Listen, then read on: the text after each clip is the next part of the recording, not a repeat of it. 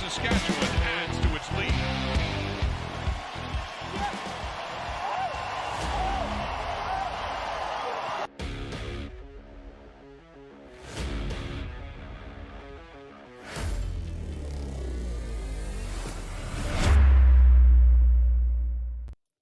What is up, my friends, and welcome to this special edition of the CFL Week in Review show. We're actually live, so what's up to my friends in Canada and the United States of America?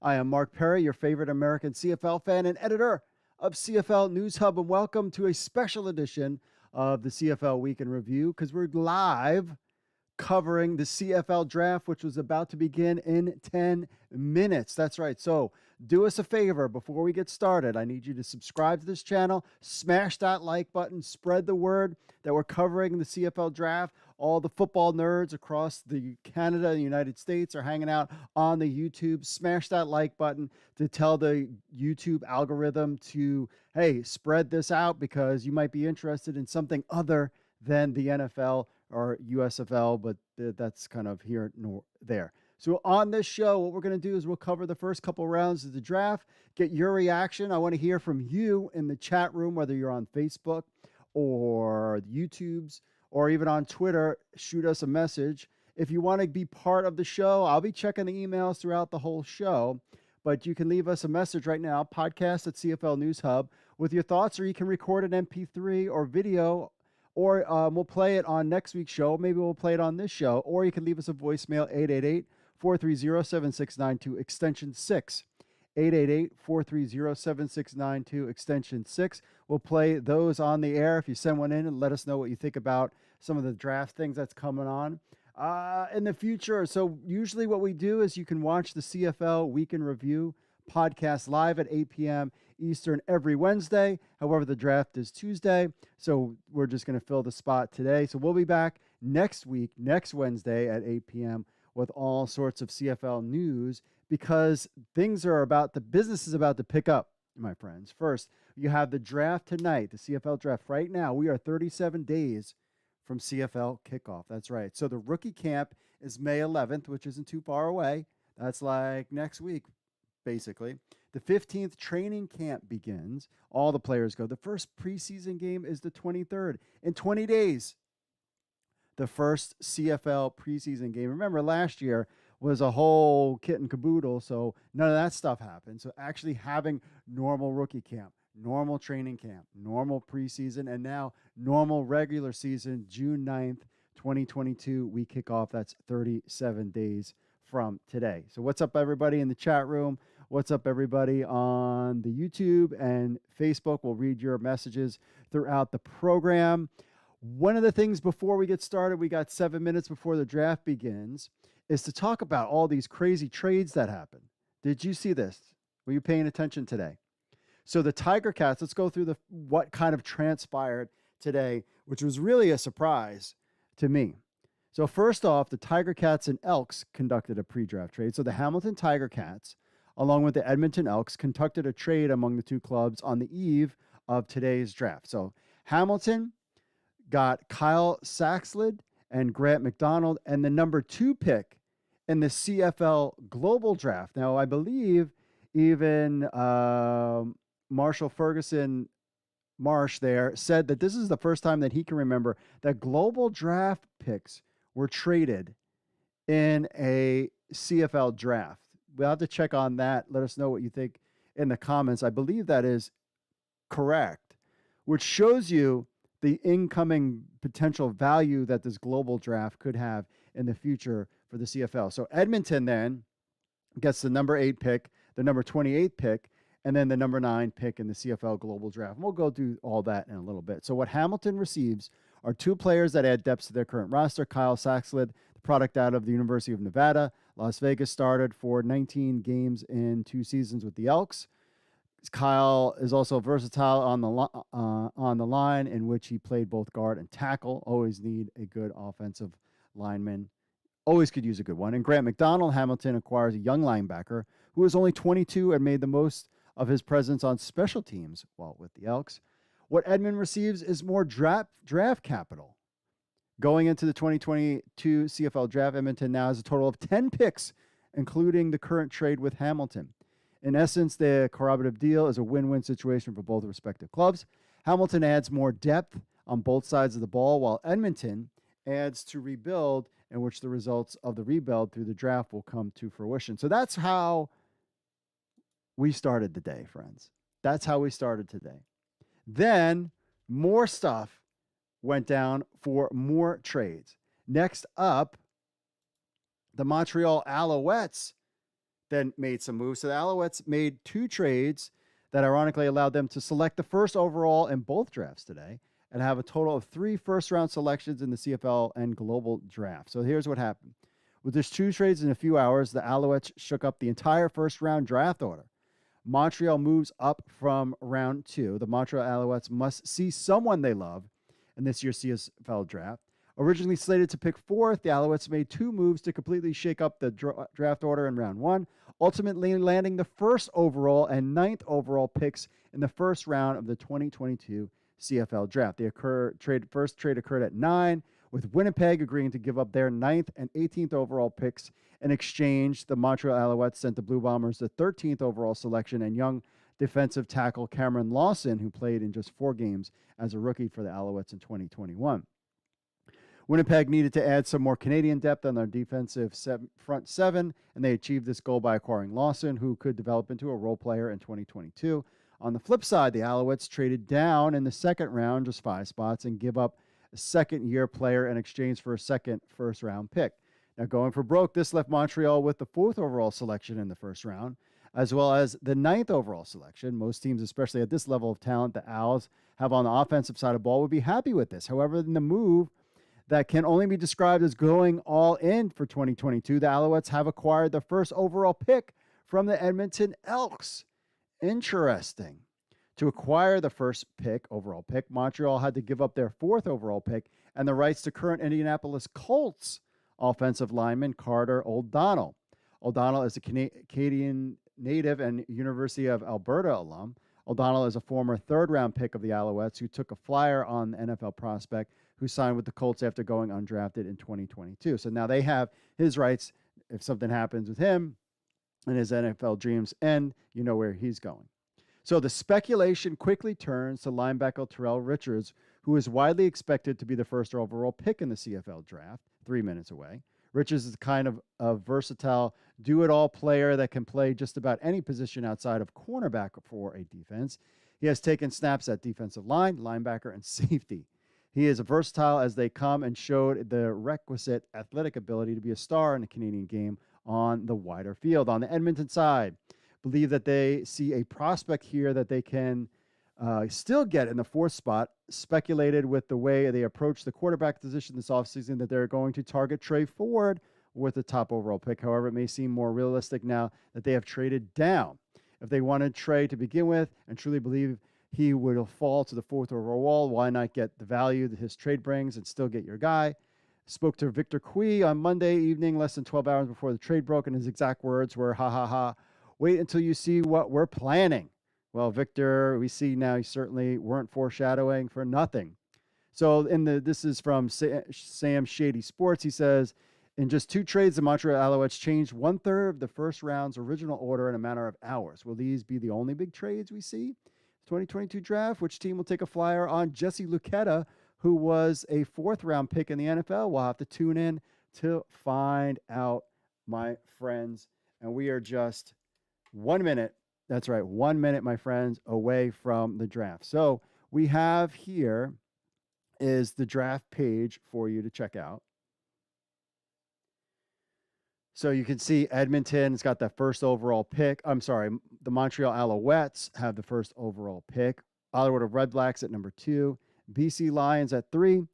Edmonton Elks at number 4. Calgary at 5. 6 is the Toronto Argonauts. Saskatchewan at 7. Elks again at 8. And then Montreal at 9. Notice my Hamilton Tiger Cats. That's right. As you can tell, I'm wearing the hat. That's my team. We had the 1st overall pick last year. Took Burke. Didn't play much. Well, hopefully he will play this year because he was hurt. So let's go check out round 2. From Edmonton in the Nick Arbuckle trade, you got the Toronto Argonauts at 10. Again, Ottawa Redblacks at 11, BC Lions at 12, Winnipeg at 13 via trade with Montreal, Calgary, then Toronto again, Saskatchewan, Hamilton, Montreal Elks, and then the Redblacks as well. So Winnipeg also, if you notice, does not have a first round pick either. So this is what we're going for, my friends, with the first round of the draft of the picks coming in, and we are now hit 8 o'clock. So we'll let the TV people kind of ramp up their thing. So come on, chat room. Let us know who you think, who is going to be the first pick in the draft. So if you're listening, watching live on the YouTube, we're based here in the United States, and we can't watch it. We don't get TSN, so we can't watch it in TSN. So we're going to watch this show. We're going to watch the draft live online here on the YouTube because that's the only way we can get it in America, which is silly. So who do you think is going to get picked number 1 overall? Shady Sports says Terrell Richards. Thinks that will be the number 1 pick. Could we see a kind of a shocker, a change of pace? I think that's the safe bet. Nick Haller, the baller, says, are you watching on TSN? No, because we're here in the United States and they don't allow us to watch TSN. I tried to pay. I was like, I'll pay for TSN coverage, to be able to watch the stuff. And no, you're not allowed to. Marcin Nazoka says, hey, it'll be interesting what BC will do with in the draft. Let's take a check out their draft position. So BC Lions in the draft. They're at number 3. Please do not take a wide receiver. There is no need to take a wide receiver. You've got plenty of wide receivers on your team. How about an offensive line? Shore up the defense. I was complaining about this in the NFL draft. And this kind of applies to football in general, in my opinion. Unless you're stacked like Winnipeg, then you could take a wide receiver in the first round. But if your team is not tier 1, tier 2 level, why would you take a wide receiver? They were take offensive tackle, defensive tackle. I mean, a cornerback. You got to think about how much to be analytical here for a second. You got to think about, let's see how the split works. Checking it out. Okay. You need to see to be analytical. How many times is a wide receiver involved with the play, the ball around them? They are aside from the kicker and punter, they're probably the least. A cornerback, I mean, if they leave their guy open, a safety covering the run, of course, defensive line, the ball is right in front of them. You get the idea. So wide receiver is something that I'm like, I don't think I would ever take in the first round. I would always try to go the best, the most important, and the least amount of good players out there. The top echelon players are offensive linemen. So why in every draft, I would always try to shore up my offensive line. So if BC takes a wide receiver at number 3, when you have all sorts of holes on your team, and even the Red Blacks too, I would be going offensive tackle. Yeah, you got to take the best player on the board. But if it's a wide receiver, I mean, you could see if you took Jerry Rice and stuck him, Jerry Rice at his peak. Talk about Speedy Banks when he was at his peak, and put him on the Ottawa Redblacks, would have changed the outcome of their season. I don't think so, because they didn't have anybody get them the ball. So why would you do that here in the first round? So that's my only take when it comes to this first round stuff, and I will be complaining if I see that kind of stuff. Now, something that also had kind of entered the draft space that has kind of affected things is some of the guys that were kind of going to be potentially drafted got picked up by the NFL.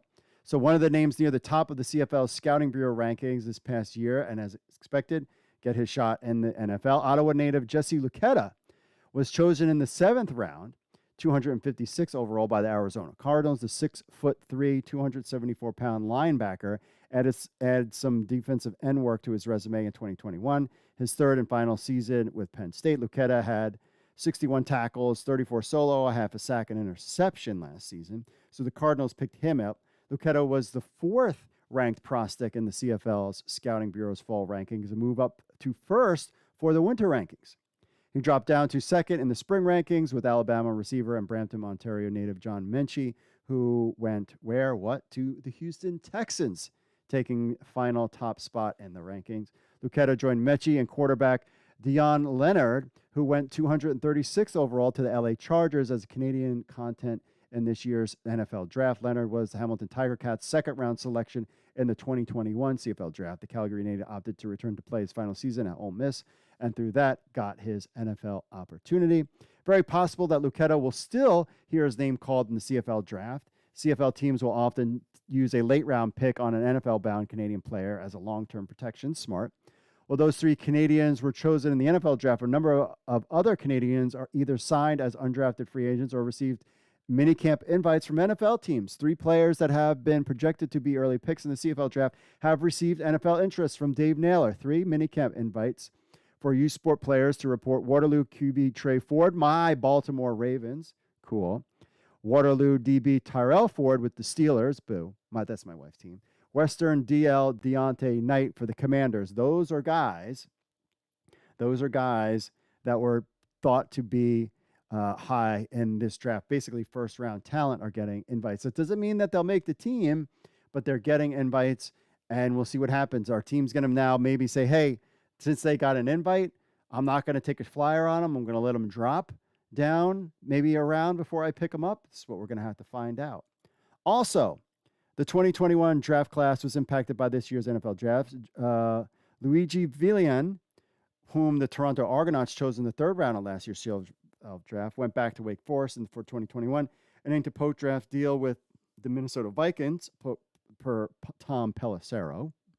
Argos saw their second-round pick from the 21 draft, Sage Dockstader, go from his final year at New Mexico State to a deal with New Orleans Saints. Barrie, Ontario's Julian Gillen, a punter out of Eastern Michigan. We don't need punters in the CFL. We've got Australia, baby. We don't need Canadian punters. We got Australia. Don't worry about that. He was drafted by Ottawa in 2021, agreed to a contract with the Patriots. Boo to the Patriots. And so there you have some guys who are now in that world of the NFL. We'll see where they stick at that point. All right, we are 7 minutes in.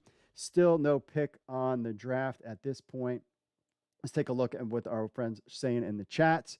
Jessica Maddox says, how can you watch live in the U.S.? You can't. That's the problem. You can't. But what you can do is smash the like button right now and spread the word, because you can watch the draft here with your friends from CFL News Hub as we go through the draft here live on CFL News Hub. So make sure you smash that like button, subscribe to that channel. Stock T-Sex says, your money's not good enough for them at TSN. I know. I'm willing to pay you.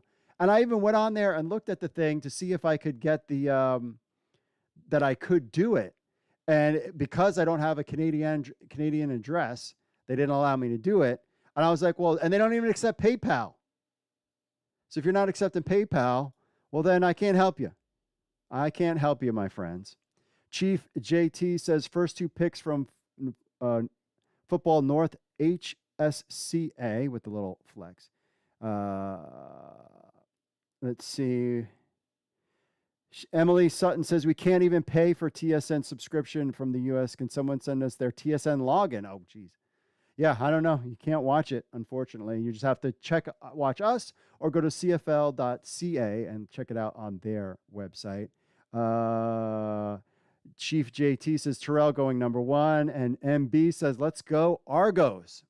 So there you have it. That's what the fans are saying. Still waiting for the first pick to come in the draft. We have videos on some of these guys from CFL to play when they get drafted. And this is where we're at. So you have the NFL's impact on the draft. You have a new year where now you can, we don't have to deal with what anymore. Hopefully this won't affect things. Now, there has been chatter in the CFL world about this, collective bargaining agreement with the Players Association and striking and all this kind of stuff. Please, no, thank you. We don't want to have any of that chatter, please. Not interested. So Who am I? Again, you're probably asking yourself. I'm Mark Perry, editor of CFL News Hub. We are a news site here. We've got Canadian report guys in Canada and guys in the United States. We are based in the United States. I'm not afraid to say it, even though some nationalists out there complain that they say that the CFL game, which I enjoy, is great, but apparently you're from America, so you're not allowed to watch it or not allowed to cover it, and I don't care what they think.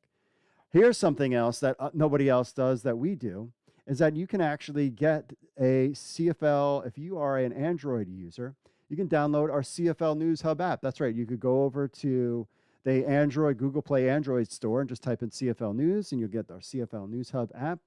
And you can download our app and get all your news straight from your phone, alerts. We have some really great writers, some really up-and-coming writers in the CFL world. So just check out our CFL News Hub app and download that, my friends, as well. We are 10 minutes in to the draft, and we still don't have a pick yet. Let me just hit the refresh just to make sure. But they said, so basically every 30 seconds, the player will get picked on this draft board. We'll see how it goes. And here is the draft board right now, my friends. Nothing on the spot. So what we'll do is the player will get picked. We'll kind of talk about them. We will head over to,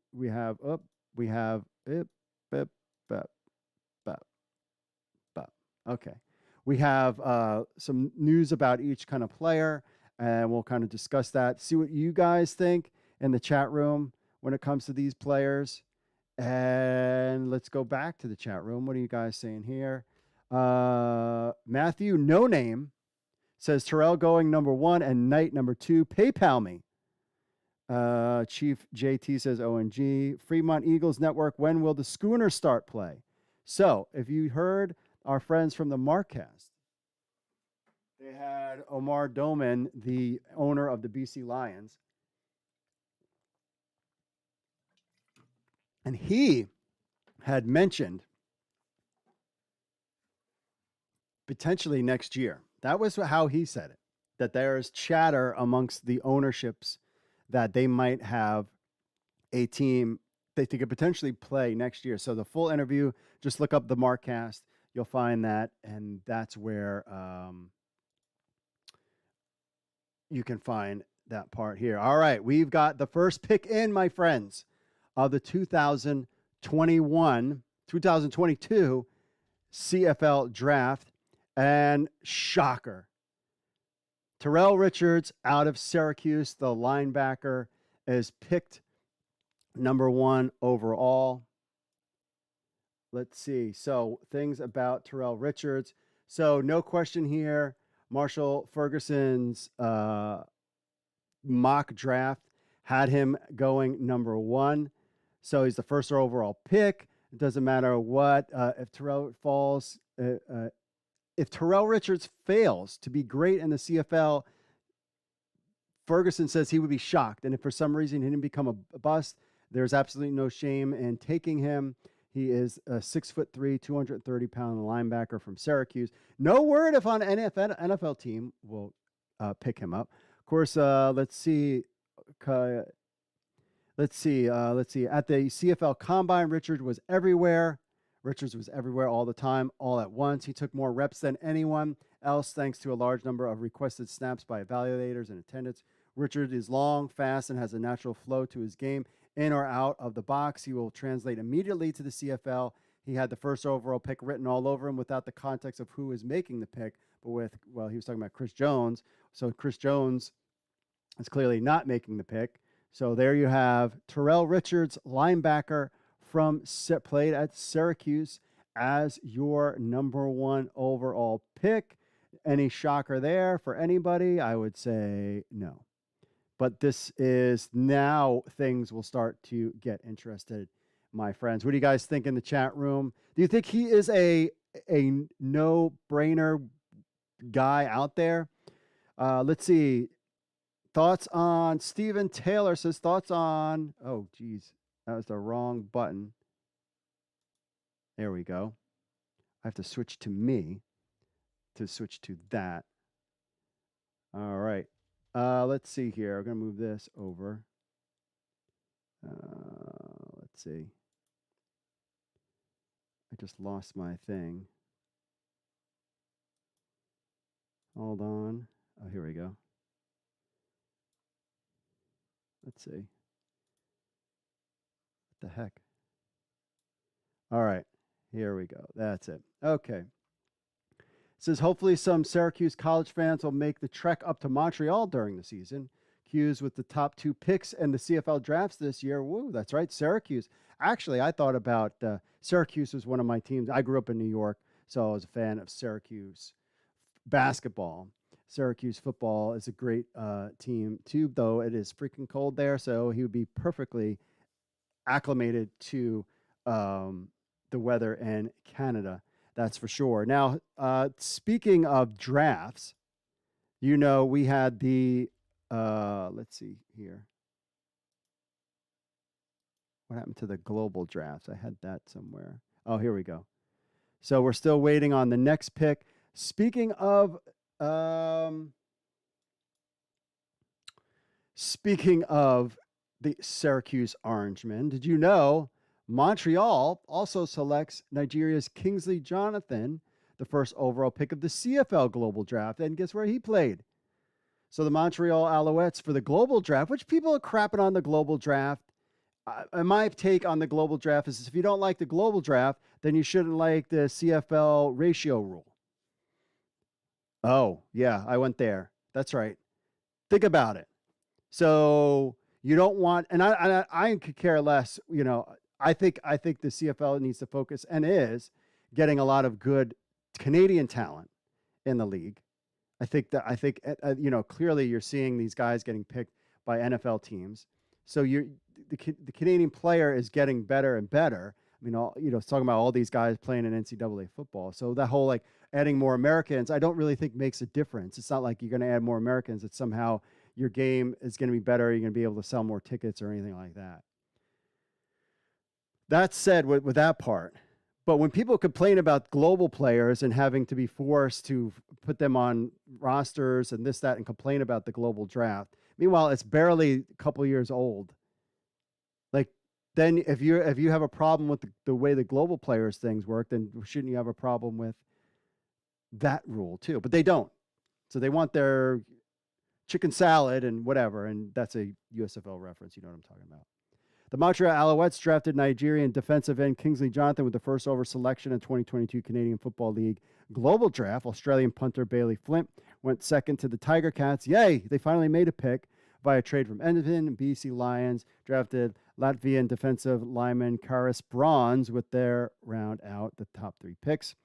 A total of 27 players from 12 countries was drafted in the 3rd edition of the CFL Global Draft, following events in 2021 and 2019. 8 Australian and 3 from Brazil, France. Why does Brazil, France the same? 3 each? Oh, 2 from Germany, Great Britain, Latvia, Mexico, 1 from Belgium, Netherlands, Nigeria, Sweden, and Switzerland. Oh, I got it. I got it. I was like, wait a second, what? Still waiting on that next pick on the clock. Ottawa with the 2nd overall pick. Back to this story. So Montreal picked Kingsley Jonathan, then Bailey Flint, and then we got another punter from Toronto, Jack Haggerty from Australia. Saskatchewan got a linebacker, Jordan Genmark Heath from Sweden. Tom Hackett, your 3rd punter from Australia. Offensive lineman Barsdale Arsani. I mean, that's why I would be going for some of these guys. Ottawa offensive lineman Hector Zappa, Mexico. Another punter, Ben Griffiths, Australia. A lot of punters were taken last year as well. Not any kickers, but punters. Then Hamilton, and then you got the other 3 rounds. So you get the idea. Some linebackers, the DBs. I mean, I would have went for the top guy. There's a kicker, Edmonton, Rafael Gagaglione. Montreal, some more punters. I think even some teams took 2 punters. Come on, guys. You don't need to take 2 punters. Just give somebody a shot. Come on. You're not even trying. Try a little harder next time, will you? But what's interesting, so in the USFL, one of the top kickers has never played football before. Brandon Aubrey is his name. He played in the MLS, Major League Soccer. Canadians know Major League Soccer as well.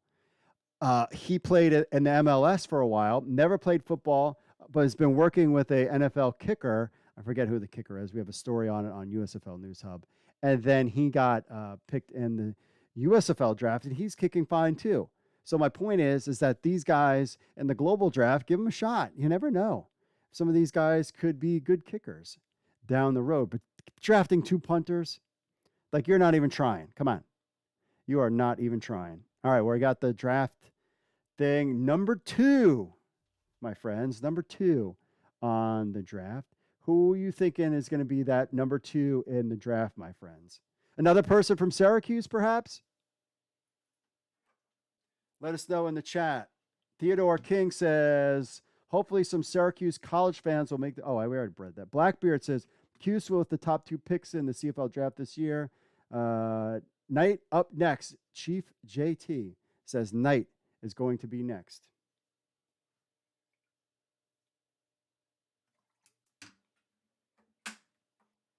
Well, you wouldn't be far off on Marshall Ferguson's. Now, the only thing is I believe I just read earlier that he got a spot with the NFL thing, so maybe that would affect things for him.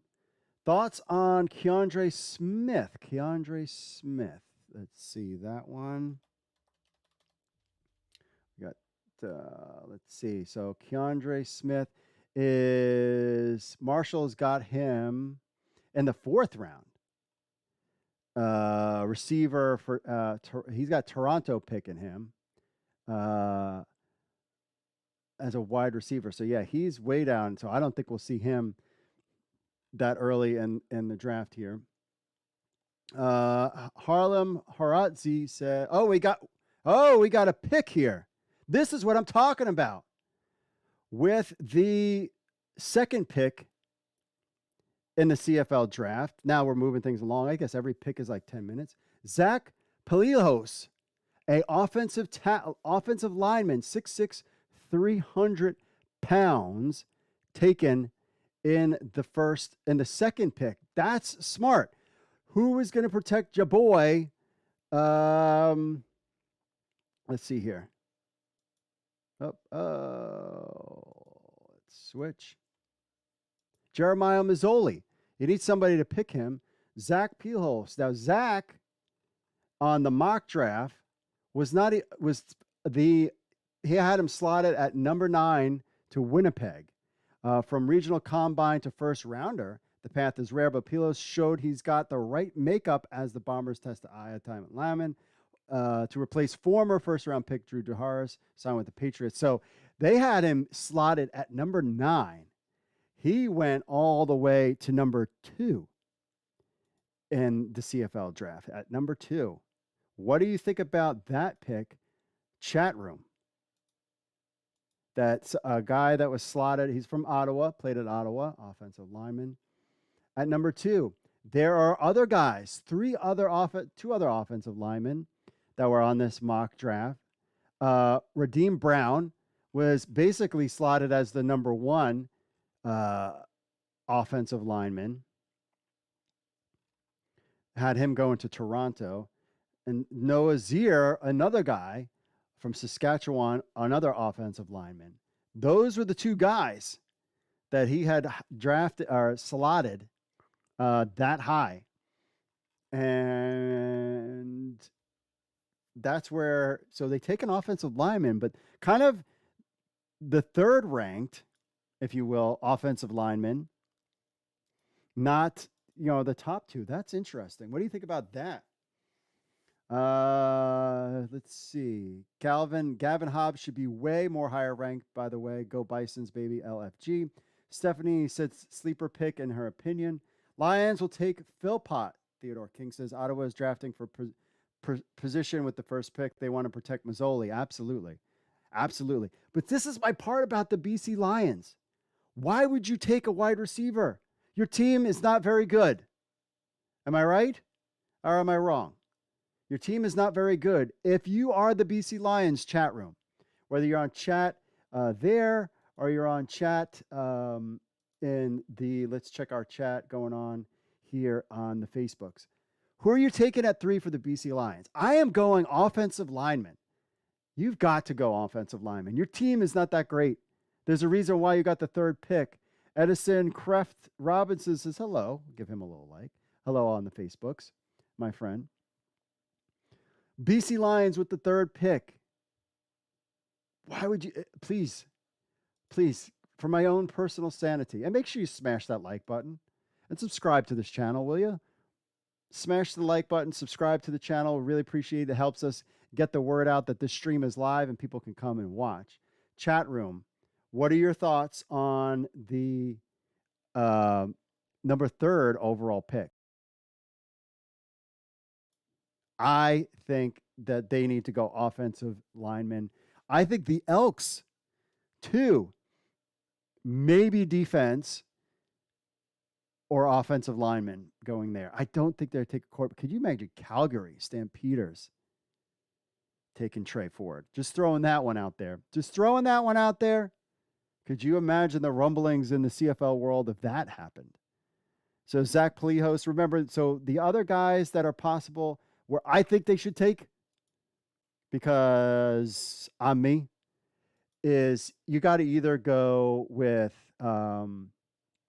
Raheem Brown, who is basically slotted to be the top offensive lineman, or you've got to take Noah Zier, like one of those two guys. If you're BC Lions, taking a wide receiver, you already have wide receivers, guys.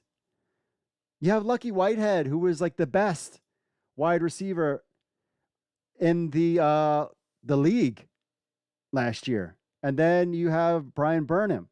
Why do you need another wide receiver?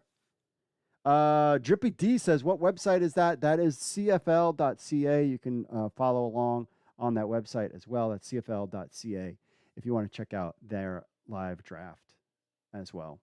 So, yeah. BC, do it right. Got to do it right and take an offensive lineman. So Noah Zier or Brown, that's my pick. We got about 3 minutes until that pick happens. I think every team's got about 10 minutes. So make sure you smash that like button, subscribe to the channel. We appreciate that, and follow us on all the social media stuff. CFL News Hub on Twitter, Facebook, all that kind of stuff. And remember, our podcast is live every, except for this Wednesday, because we're doing this now, live every Wednesday at 8 p.m. Eastern. CFL Week in Review can be part of the program, YouTube, Twitter, and Facebook. And if you want to contact us, podcast at CFL News Hub with your thoughts, or record an MP3 or video on your phone. We'll play it on the show. Leave a voicemail if you want to go old school, 888-430-7692, extension 6. If you want to be part of the program there, my friends. Waiting on the next pick. The BC Lions are at 3. I think they should go offensive lineman. Personally, it's not a sexy pick, but it's the right pick to do. Apparently, Terrell Richards doesn't have a birth date. He is not born. Is he superhuman? Is he a space alien or something? Oh, where's his date of birth? Come on, get your database updated, guys. Let's go. He is your guy there. Then, so you basically have BC Lions, the Edmonton Elks, and then Calgary Stampeders. I mean, if the Elks don't take Trey Ford, or what if the BC Lions took Trey Ford? I would not. You got a guy. You got your guy there. You got your guy. You got to give him a shot. Calgary, that would be interesting. Calgary taking a wide receiver. Yeah. Bo Levi Mitchell, somebody else to throw. Here we go. Defensive lineman taken, the 3rd overall pick. And this I don't have a problem with either. And he has a birthday too. That's good. Nathan Cherry from Saskatchewan. Defensive line, 6'3", 240, taken by the BC Lions, my friends. What do you think about that in the chat room? I don't have a problem with that. Nathan Cherry on the mock draft. Nathan was not even in the first round. Nathan Cherry. Oh boy. There we go. First pick in the third round. He had him in the third round. So Nathan Cherry from Saskatchewan, defensive line. In the mock draft, Cherry was a third round pick. That is interesting. So what you're saying, BC Lions, is that Jesse Luketa, you're not going to take him. I mean, all those offensive linemen that we've talked about. Enoch McConzo, linebacker, Coastal Carolina. Deontay Knight, no, for those two guys. Tyson Philpott, but again, I don't think they should. A couple wide receivers out there. Trey Ford out there. Daniel Adebayoye. So some offensive tackle, some offensive line, even Terrell Ford, the DB. Interesting. So they took a guy who is in the mock draft slated for the third round. But is that the top defense? Well, aside from Deontay Knight, maybe they think he's going to have a run in the NFL and they wanted to stay away from him. So Knight is the top-rated defensive lineman. He was not taken. And then, were there any other defense? Joshua Archibald from Saskatchewan was also ranked high. Defensive line from McGill was slated higher than Nathan Cherry. Anthony Federchio from Queens, another defensive line, 6'3", 235 pounds. Federchio likely projects to be weak side linebacker in the CFL game, but his nose for the football and athleticism. He's a guy that's out there. And then you got Nathan Cherry out there, picked up. The third overall pick from BC Lions. What do you think? Chat room. Let's see. Theodore King says, let's see here. Let's switch it up. Check out the chat. Theodore King says, Terrell Richards is from the Marvel Universe. Interesting. Elks don't disappoint me. Real bacon lover. 6'8'9", a man after my own heart. Real bacon lover. Totally with you there. All right. Austin Keel says, Adebayoye. Adebayoye. High school buddy. Okay. Did I say that right, Austin? Adebayoye. Cool. I like that. Adebayoye. Sam says, I thought there was a prerequisite for being in the CFL. Cue the John Gott chugging a beer highlight. Real Bacon 689 says we need offensive linemen. That's what I'm talking about. Mike Hawk could be good for Calgary if Elks don't get him. That's another thing out there. So there you have it. So you got the 3 picks in right now. So now we got to wait for the next pick. Again, thanks you for everybody. Hey, we got 9 likes now. Somebody smash that like button. Let's get us to 10, please. We should get at least 20 by the end of this first round. Come on. Help spread the word about the CFL. I'm super excited. I would say, so we at News Hub Publishing is what we kind of call ourselves. We have the XFL, we have USFL and CFL. This is our second year covering the CFL. Our team is a lot bigger, we've got Canadian people in there. It's a lot of fun. And we're doing good this year. We're building and growing. And I like the Canadian game, and I'm more looking forward to the CFL returning than I am with the whole USFL in the United States. I am intrigued by the USFL, and I hope it succeeds. Again, I hope the CFL succeeds, XFL, all these leagues succeed, because it's just more opportunity for not only players and coaches, but people like covering the league and concession people and all this stuff. And I really think the CFL is on the right trajectory right now. Even though we got up to 18 likes. Hey, 2 more likes. Can we get 2 more likes to get to 20 before we get to the 5th pick? 2 more likes before we get to the 5th pick, please. That would be fabulous. Spread the word. Help spread the word. We get more and more people joining us on the stream. There you go. We got to 20 likes. You guys are the best. You guys are the best. I really appreciate that. This is awesome.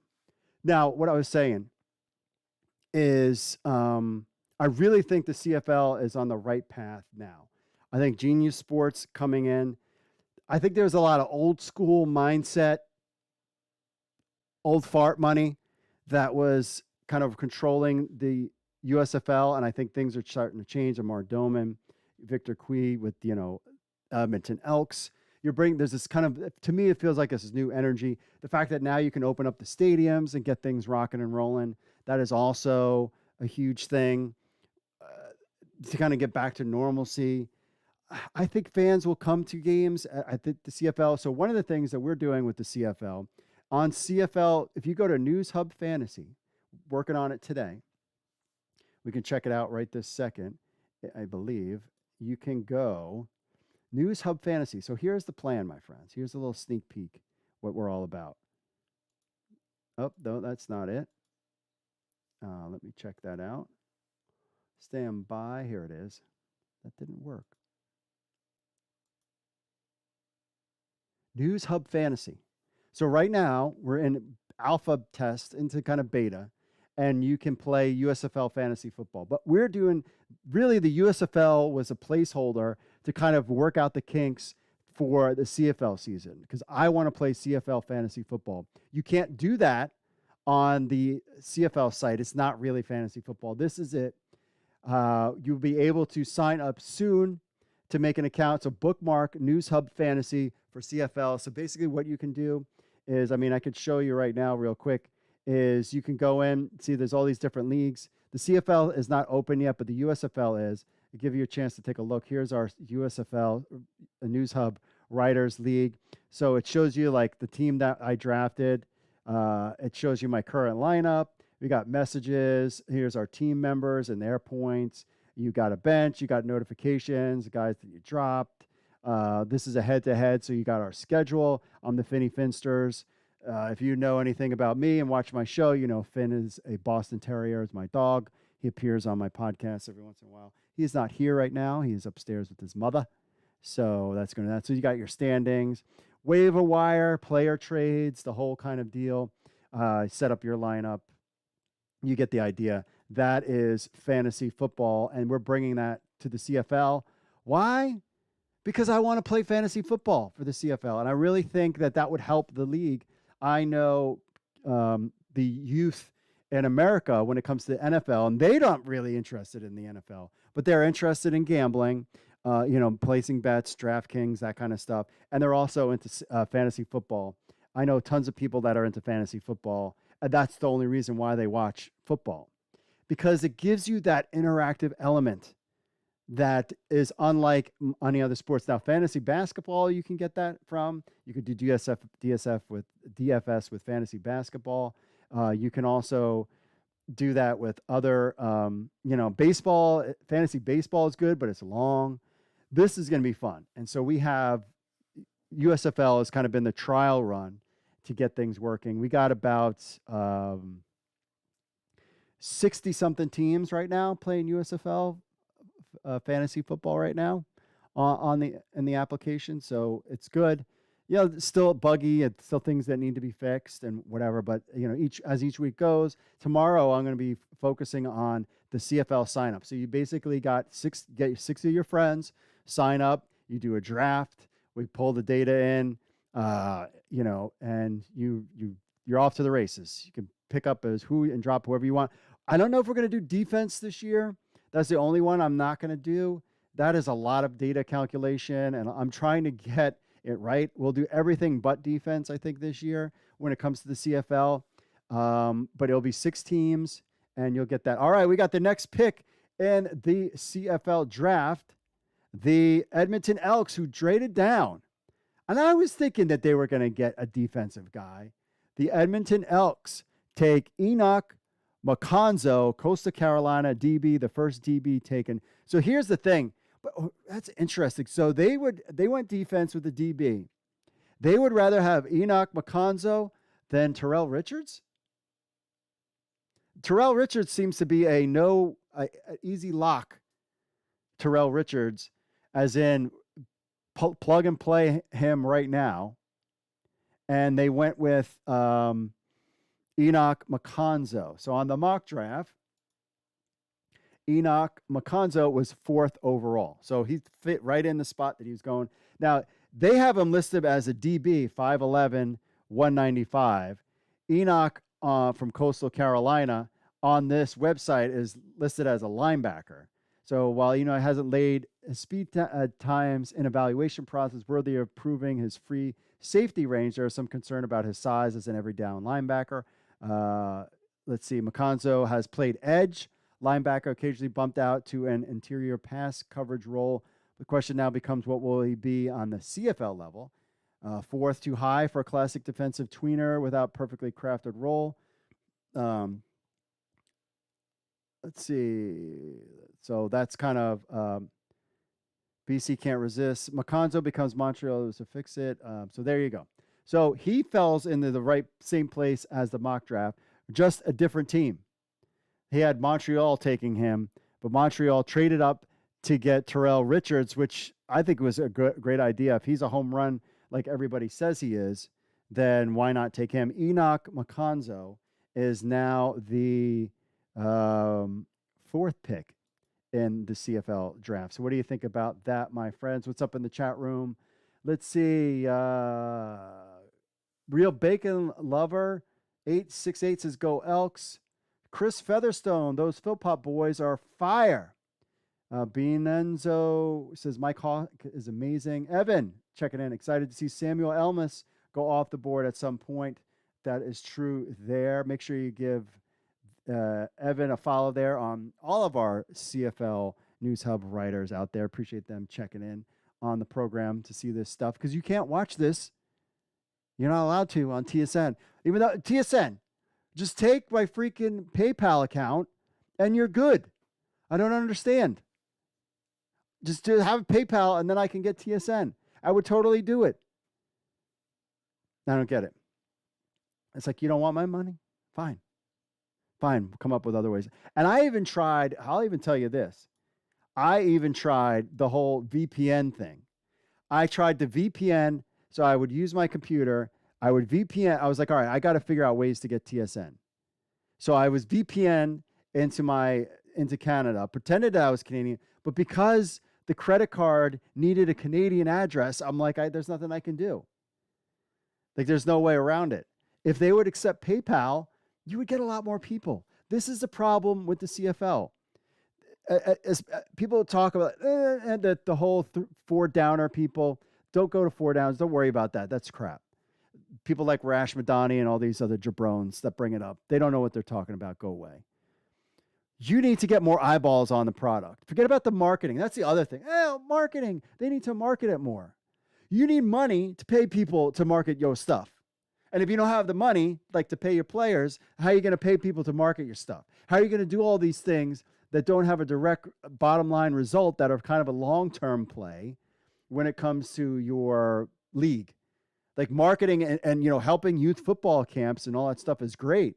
But are they going to be season ticket holder? Oh, we got the next pick. I'll get back to my rant. Jalen Philpott. I said that Calgary taking a wide receiver, I do not have a problem with. And there you have it. Jalen Philpott taken in the draft. Chat room is excited about that, I am sure. The mock draft, let's see here, had Jalen Philpott as they had Tyson going first. Jalen Philpott going to Calgary. They nailed it. Jalen Philpott, Calgary, with Ottawa and Montreal prioritizing different positions, and brother Tyson, who is still on the board. Calgary gets Jalen Philpott at 5th, and Happy takes Dino's product to continue his career at McMahon Stadium. Some CFL evaluators spoken with believe Philpott could slide further after Combine didn't match expectation, but that's unlikely. So there you go. Jalen Philpott, my friends, is now a Calgary Stampeder. Let's take a listen to him. I'm Jalen Philpott, University of Calgary wide receiver, and I'm from Vancouver, British Columbia. I've just always found a kind of a sense and pride of just stepping on that football field, strapping up with the gear, and just just going out there and competing and knowing, especially for my position, it's a one-on-one battle most of the time. So just showing that like I'm better than the guy lined up in front of me, just kind of a sense of pride for sure. Like I said, I love football, so I'll just be in the weight room, I'll be in the film room, just doing everything I can to get better. So they're gonna get someone who is a perfectionist, works on everything, works on their craft, and just a big play player. And just I'm gonna grind for every extra yard, every first down, and just do everything I can every week to help my team win.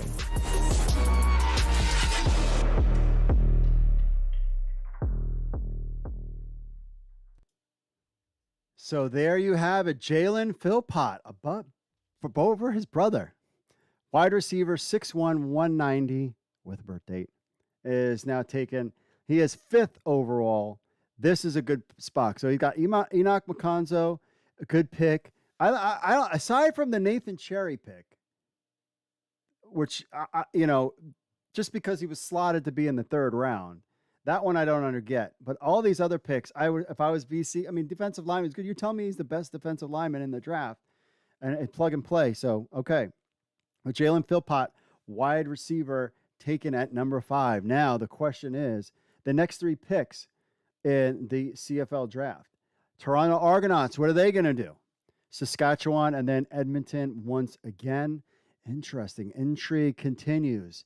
What do you think the Argos are going to do? Where's our boy Mike Mitchell? I'm sure he's got an opinion. Again, you need somebody to protect your boy at quarterback. You need somebody to protect him. And what's the deal? You've been hearing the hype about Chad Kelly. So I don't think the Argos are going to pick a quarterback here, clearly. And Chad Kelly's going to run. I'm going offensive lineman in this. What do you guys think in the chat? Tyner Hill says, got 3 old friends who are hopefully getting drafted tonight, hoping for the best. There you go. That's good for you. Stock Steve Tech says CFL has fans in the stands. Yeah, but I remember last year there was that whole, they weren't allowed to have many fans. Now, yes, I will tell you Stock Speed Tech is correct when it comes to the USFL.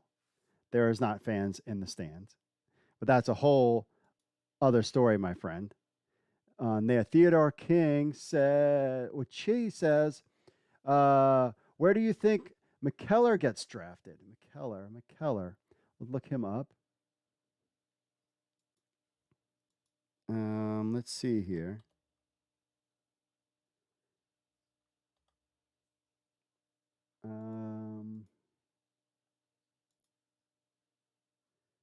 McKellar. I'm not seeing a McKellar. You spelling it right? Theodore King says, M-A-C-K. M-A-C, let's see, M-A-C-K. So Gregor McKellar, offensive lineman, they have him in round 2. Another offensive lineman. I just don't think Gregor, according to this, is he going to get picked ahead of Brown, who's still out there, and Zier, who is still out there. You got those other guys still out there, so I don't know what the deal is with that, but who knows? Theodore King says Syracuse is 250 miles from Montreal. I have to think that has something to do with Montreal taking 2 Syracuse players. Maybe that's interesting. A wide receiver should make Bo Levi happy. Here's the other thing with Bo Levi, and I like him a lot. Heard him on a couple podcasts. Great guy. Hey, if you're watching the podcast or you're watching this live stream, smash that like button. We're at 29 likes. Let's get the 30. Can we get the 30 before the Argos put their pick in, please?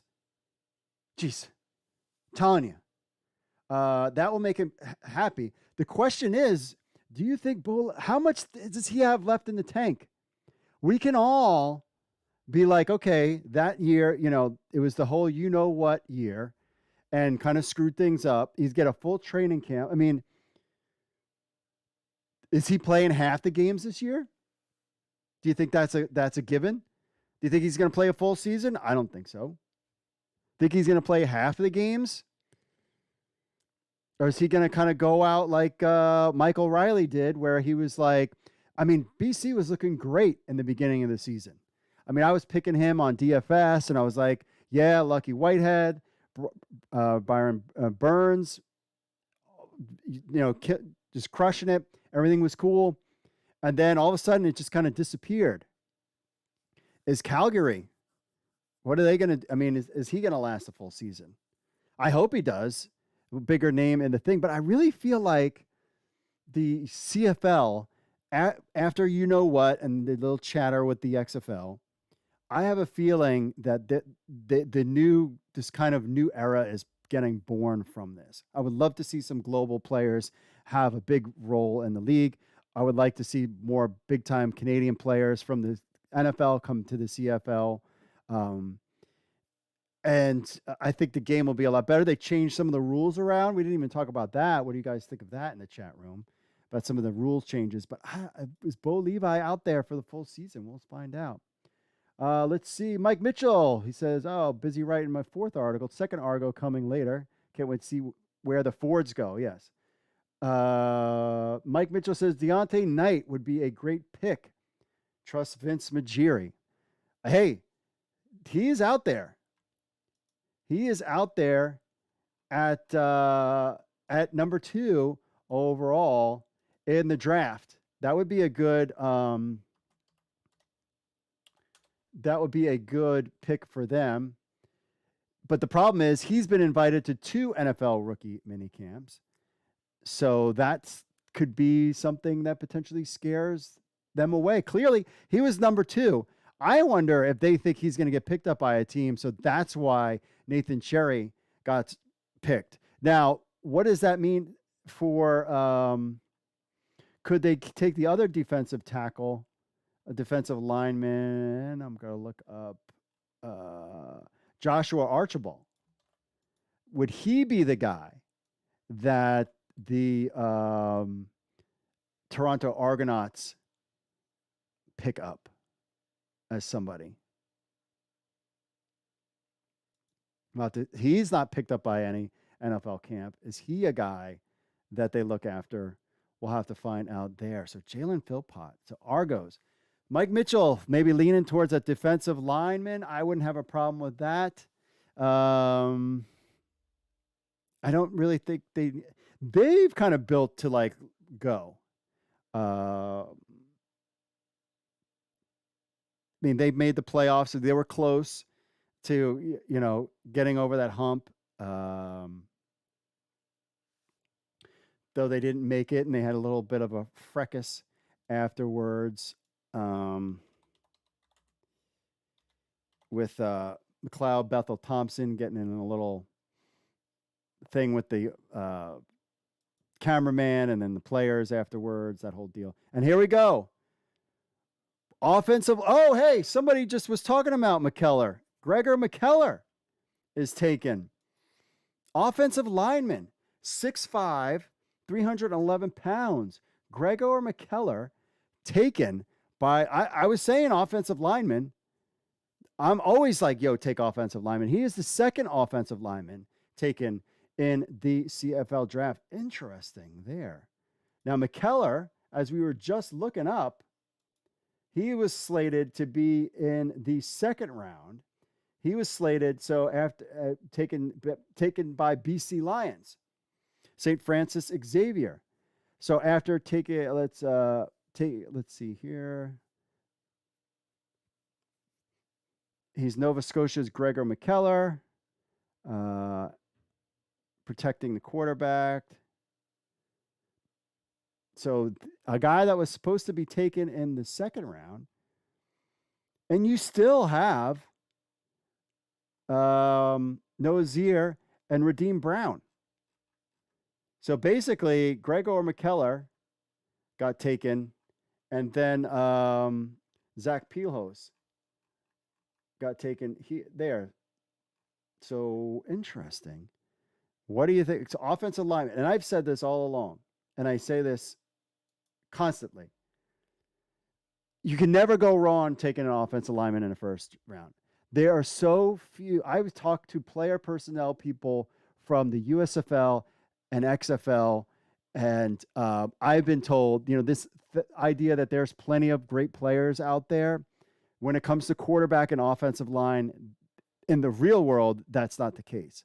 So you're in the draft, you want to take a position that take a guy. I mean, even if he's not that great, I mean, the impact the offensive lineman has on your team is huge.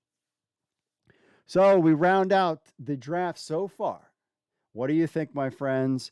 We got Terrell Richards from Syracuse, a linebacker. Zach Pelhos, offensive line. Nathan Cherry, Saskatchewan, defensive line. This was kind of a stretch. Enoch McConzo, DB, good pick there. Jalen Philpott, I don't have a problem with that. At near number 5, wide receiver from Calgary, for Calgary, playing in Calgary. Offensive lineman, Gregor McKellar, St. Francis Xavier, 6'5", 30-31. So you got Saskatchewan Roughriders, Elks, and Montreal again. So the Elks have the 4th pick and the 8th pick, and Montreal has got the 1st and 9th. Interesting, my friends. I wonder who the Saskatchewan Roughriders are going to take. Are they going to take a wide receiver? Do you think they should do that, chat? Chat room, what do you think? Do you think they should really do that? Let's see here. Oh, lots of people out there.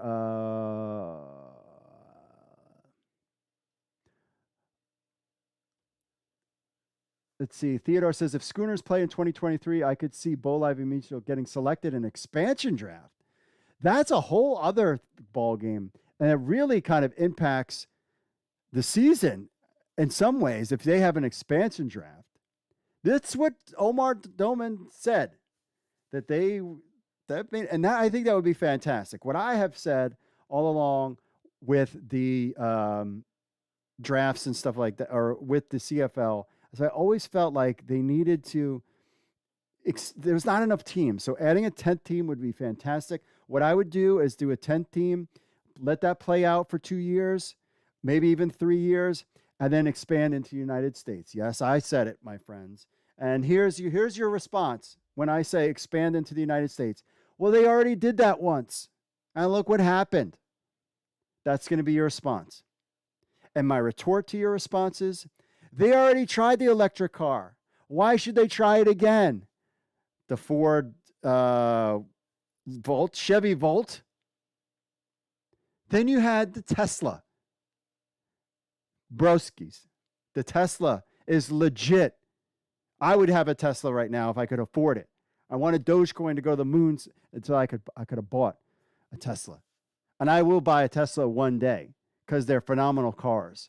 So the idea that it was tried once and it failed, that you shouldn't try it again, just ask the richest man on the freaking planet, Elon Musk, if you should try something, like the space program. Oh, here we go. Okay. With the next pick in the draft. That's all my soapbox. Hey, I got to kill time, my friends. I got to kill time. With the next pick in the draft, as we keep moving along, Samuel Emilis, Louisiana Tech, wide receiver. So not a Philpott did not make it. He's not out there. Samuel Emilis was he was slotted at number 8 from Louisiana Tech. He could easily go before either of the Philpotts, but if he fails, hard time imagining he's not a first-round value on a big board. He had him slotted at Hamilton, but he comes in at number 7. This is an interesting pick. Again, shoring up their wide receiver. I already felt like they kind of had some good wide receivers. Adding another guy to the Saskatchewan QB. Saskatchewan Roughriders.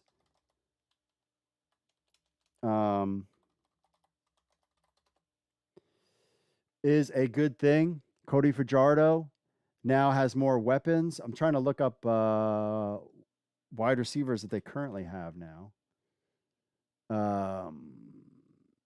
And then with all, it's like you got to recheck everything after the season with all the picks and drops. And so what do you think about that as a wide receiver? Samuel Emilis getting picked up by Saskatchewan taking a wide receiver. Do you think they needed offensive line help, perhaps? But not, I guess not. They took a wide receiver. What do you think in the chat? Let's see here. Zay says they need to get my cousin Tyson now. Okay. Tupac coming back from the dead says Tyson and Jalen are the best players in this draft. Well, clearly somebody, the Saskatchewan, thinks that they have a better wide receiver there. Harlem says Sask is getting Philpott or that big Sask offensive lineman. Tanner Hill says, what's everyone's thoughts on Ford Brothers and Brugling? Ford Brothers, not taken at all yet. Could they make it? They were kind of slotted as the second round. Just putting out there. Mike Mitchell says Vince Majiri is a former Canadian offensive lineman. He hit a home run with selecting Peter Nicastro last year. I do remember that name. Trust in his evaluation. Theodore King says Fajardo was complaining about receivers not getting 50-50 balls last year. Wide receiver wouldn't be a bad pick. There he goes. Harlem says Samuel makes sense. He's Canadian and he is a baller. Chris Featherstone says Tyson is better. Jordan says Deontay Knight thoughts? Question mark. Interesting there. Yeah. So I mean, and here's a team going back to my rant about wide receivers for a second. This is a team that was close. So them getting a wide receiver, I don't have a problem with that. Taking a wide receiver in the first round. A guy that could have, he's 6'1". We were talking in the chat about jump balls. I mean, he's not 6'5", 6'4". He's 6'1". He's tall, but not super tall. Are any of these, is Jalen Philpott, is Samuel Emilius going to have any fantasy impact on anything this year? We're going to have to find out on News Hub Fantasy, and you're going to have to sign up. Coming very soon. Probably check out next week's show. Remember, if you want to check out our weekly live show, you can come and hang out, just like you're doing now, talking fantasy football or CFL. You can watch our CFL Week in Review podcast live at 8 p.m. Eastern every Wednesday, except for this Wednesday, because we spent all night doing this. My wife would be pissed at me. Got to hang out with the wife every once in a while. See what's up with her. I already told her it'd be an hour. I didn't think that, it would take this long to get through all these picks, but you got TV time and all that jazz. So let's go run down the draft so far. Terrell Richards, no shocker here. Syracuse, a linebacker. Zach Pelihos, Ottawa, offensive lineman. Nathan Cherry, defensive lineman. Shock there. Enoch Baconzo, DB or a linebacker, depending on who you ask. Jalen Philpott, wide receiver, 6'1", 190. Gregor McKellar, offensive lineman, St. Francis Xavier. And Samuel Emilius, wide receiver, 6'1", 200 pounds. We got two more picks in this round. We got the Edmonton Elks via trade with Hamilton. Yo, where's my Tiger Cats? Where are my Tiger Cats? They're all the way down at the 17th pick. So we'll go with the first two rounds, hang out with you, and then we'll call it, unless, things are getting crazier. But we've got, and then Montreal Alouettes with a trade with Winnipeg. They're in at number 9 on the draft. What do you think so far? I don't really have a problem with any of these picks. What do you guys think in the chat room? Let's see. Tyson is better. Tupac says, Edward is a solid DB. Would love to see him go early. Talking there. Remember, just give us a like. Make sure you smash the like button. Subscribe to this channel. Anytime that there's alerts going out or any big time news hitting the scene, we'll alert you. We always have videos on that stuff. And really what we're doing with XFL, USFL, CFL News Hub, because, hey, at the end of the day, there could be only CFL left. I mean, this league's been around for 100 years. I think it was somebody told me somewhere, I think it was Theodore King actually told me in the chat, was that the forward pass in the CFL was 1929 or something, 1926 or something like that, was the first forward pass. And then basically did not become a rugby league. I think he told me that one, if I'm right or wrong there. So this thing has been around for 100 years. You got Genius Sports. You have the gambling aspect, which is not going to make the teams a ton of money. That's not going to happen.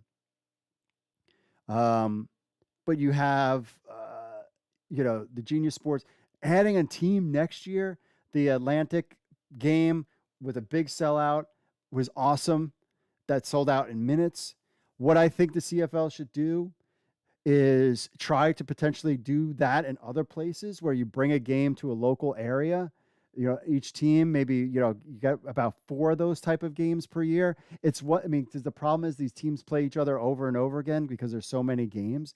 To have, have a game in a different location to kind of generate that interest in the local community. I think what we've seen with the USFL's business model, like no one cares about the Pittsburgh Maulers or the New Orleans Breakers. They only care about Birmingham team right now. And of course, us football nerds who like the CFL and all the other football leagues, fan control football. I watch that too. Oh, here we go. Here we go, friends. This is what we've been waiting for. Dang. With the 8th pick in the, interesting. The Edmonton Elks select quarterback Trey Ford from Waterloo. 6'1", 185, goes in the first round. Trey Ford, the man that a lot of people have been talking about in this draft, goes to the Edmonton Elks. So they get Enoch McConzo and get Trey Ford at quarterback. Even though maybe he would have went to Ottawa, I still think he might have been able. I don't know. So Trey Ford is now a quarterback in Edmonton. Trey Ford, quarterback, University of Waterloo. I'm from Niagara Falls, Ontario. I think I'm a really hard worker on and off the field. And I think the second one, which relates a lot to being a quarterback as well as decision-making. I feel like decision-making is super important on the field and super important off the field as well. Whatever team drafts me can expect a hard worker, somebody that's willing to work day in and day out on and off the field. I just want to give them somebody that's hardworking, obviously, somebody that can be a quarterback and give them a chance to win a Grey Cup.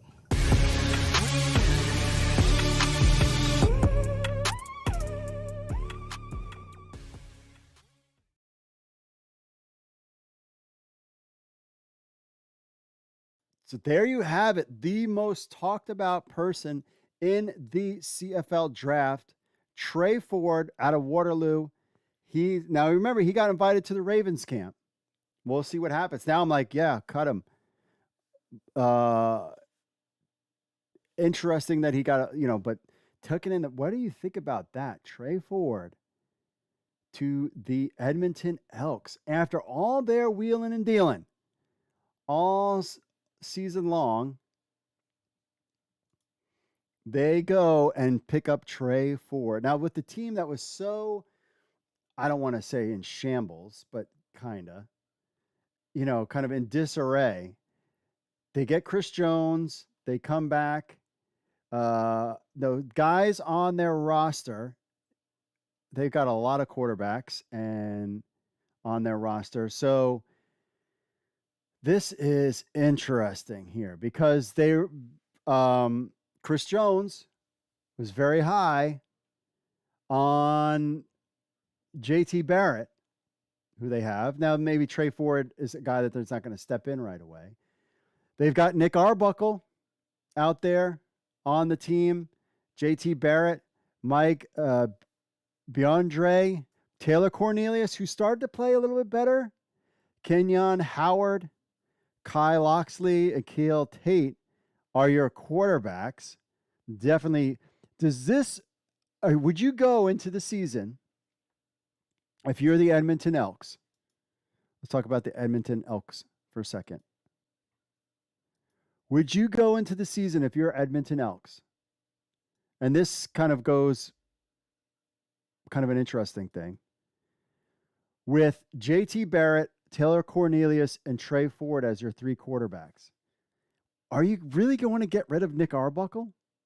A guy with experience who was supposed to be the man with the Toronto Argonauts, and that didn't work out. I would be afraid to get rid of Nick Arbuckle or trade him. Taylor Cornelius is 6'5", 232. He started to play better. He's 26-year-old. JT Barrett is older, 6'2", 225 at 27. Again, and American quarterbacks in the CFL, I hate to break the news to you. You could talk about, Doug Flutie or, this guy 20 years ago. In general, the 80-20 principle means 80% of the time American quarterbacks do not succeed. Oh, we got the next pick in. The first round is complete of the CFL draft. Cool. With the final pick, the 9th pick in the 2022 CFL draft, the Montreal Alouettes take Tyson Philpott, wide receiver, 6'1", 185 from Calgary. Tyson Philpott, University of Calgary, receiver from Delta, BC. I think just being able to line up against someone and show them that I'm a better athlete, I'm the superior guy, just because of all the hard work I put in the off season. I think, just the competition and being the best at what I do. When I get drafted, that team can expect a playmaker for sure.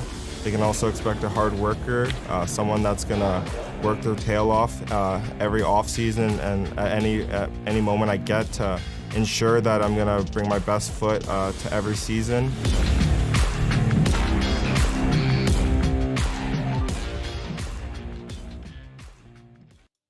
So there you have it, my friends. Tyson Philpott gets drafted. Jalen comes first, then Tyson second.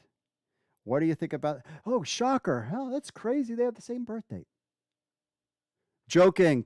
I am joking, my friends. All right, so to round out the first round of the 2022 CFL draft, Terrell Richards from Syracuse, he gets picked in round 1, first overall. Zach Palios, offensive lineman from the Red Blacks. BC Lions, Nathan Cherry at number 3, defensive lineman. Enoch Maconzo, DB, though some people have said linebacker, from Edmonton. Jalen Philpott, wide receiver from Calgary. Gregor McKellar, offensive lineman. Samuel Emilius, wide receiver for Saskatchewan. Trey Ford, the big-time quarterback everybody's talking about at the Edmonton Elks. And Tyson Philpott for to get thrown to in Montreal Alouettes. What do you think about the draft so far, my friends? The first round is complete. I'm pretty excited about that. Let's take a look at Montreal. Montreal is interesting. So they take a linebacker with the first pick, and then they take so guys that they have at linebacker. What I really wanted, they got plenty of linebacker, not really big name stuff. Wanted to go with wide receiver. So Quan Bray, Kenyon, Julian Grant, they got him. Eugene Lewis, Hergy Malayala. I mean, you already got 4 guys right here. That's good. Reggie White Jr., Jake Wenicky. So you need another wide receiver after you got 4 guys right here, plus guys that you've signed. You know what I'm saying? Why would you take a wide receiver here? But okay. And then, you got Vernon Adams as your quarterback. I like that. Trevor Harris is a backup. Cameron Artis-Payne, wide receiver. William Stanback is a stud. You got plenty of wide receivers. I mean, if you're going to go with the whole take the best pick available, I get that part. I get that. But still, you got plenty of wide receivers, Montreal. I don't understand why you're taking him. But get more defense. Let's see. Theodore says, I think Lions are okay if they plan to have a lot of all offensive lining at training camp. 1929, Mark, talking about what he said before. He says the Elks are weak at QB, so that makes sense. Hopefully Trey doesn't go to the NFL anytime soon. They are weak at quarterback. I think the question is, now that they drafted Trey Ford, I'm keeping Nick Arbuckle for insurance if I am the Edmonton Elks. I'm keeping him for insurance. Eric says it's too early for Montreal to grab Cyril Hogan Sandin. I don't know about that. Evan says at the moment Trey does have a minicamp invite accepted from the Ravens, so it'll depend on how that goes. I wonder if these teams have a sense, because all these leagues are friends and scouts are friends, whether they're just bringing him, but the idea is that they're like, yeah, we're bringing him in, but we might not really keep him. And they kind of know that. Just something to think about. Mike Mitchell, the great Mike Mitchell says, lottery ticket pick, Trey Ford, even if he gets an NFL contract, which he doesn't have yet, Elks will retain his rights. Clearly, yeah. And that's fine. And I would do that. I wonder if you could have done that in the second round and got but again, Trey Ford brings the star power and the interest. It certainly did for me when we were talking about draft stuff.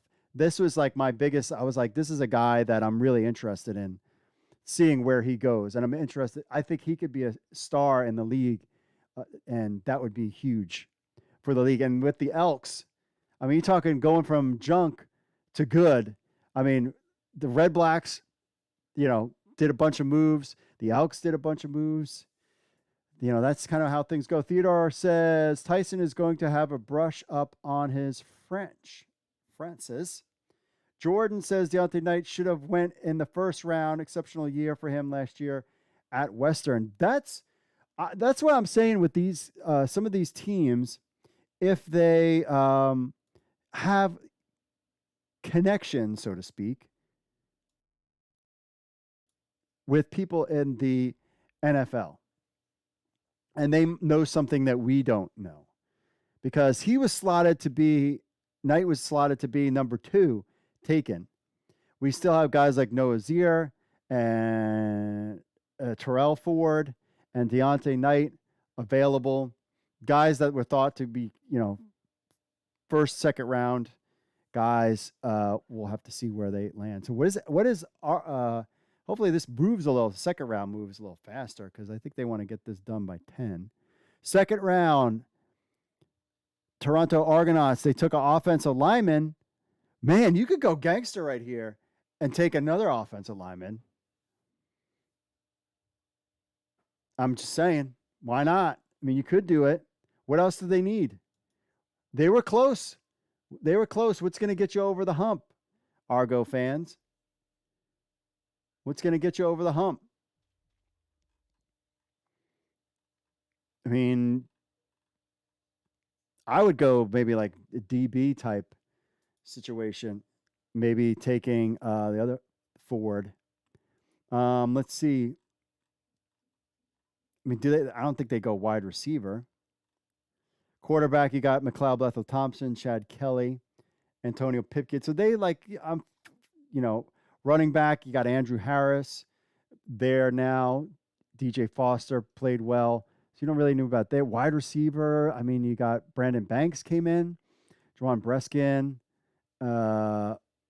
is good. Devaris Daniels, Curlin's getting Jr. I mean, you got wide receivers in play. Got Cam Phillips from the XFL. Didn't play much. So do you go offensive lineman? Defensive line, you're good there. I mean, you got maybe Kenyon Early. You've got, I assume, Sean Oakman was fantastic for them last year. I might go DB, that kind of something along those lines. What do you think Argos are going to take out there? Make sure you smash that like button. Appreciate that. We're down. Round 1 is complete. We are now on to round 2.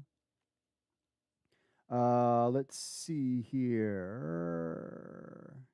Jordan says a better QB. The Argos? You think the Argos need to get a QB? Dimitri Royer is going to be a staple in this league wherever he is taken, says Dan Gayton. Okay. Theodore says, due to the ratio, you have to see if current players are American or Canadian. If Montreal has 4 American wide receivers and only 1 Canadian, it's beneficial to draft a Canadian wide receiver if he's skilled. That is a good point. Knight should be the pick, or Terrell Ford. I agree with Mike Mitchell. I would say Knight. But do you already have defensive line guys? I would say Ford. Oh, Galvin says Zach Herzog, DB. That's his pick. Those guys, I'm saying a DB taken by the Toronto Argonauts should be the pick. That's where I'm going with. Let's see for tight. So Trey Ford, just to go back to him, Trey Ford was penciled in at 10.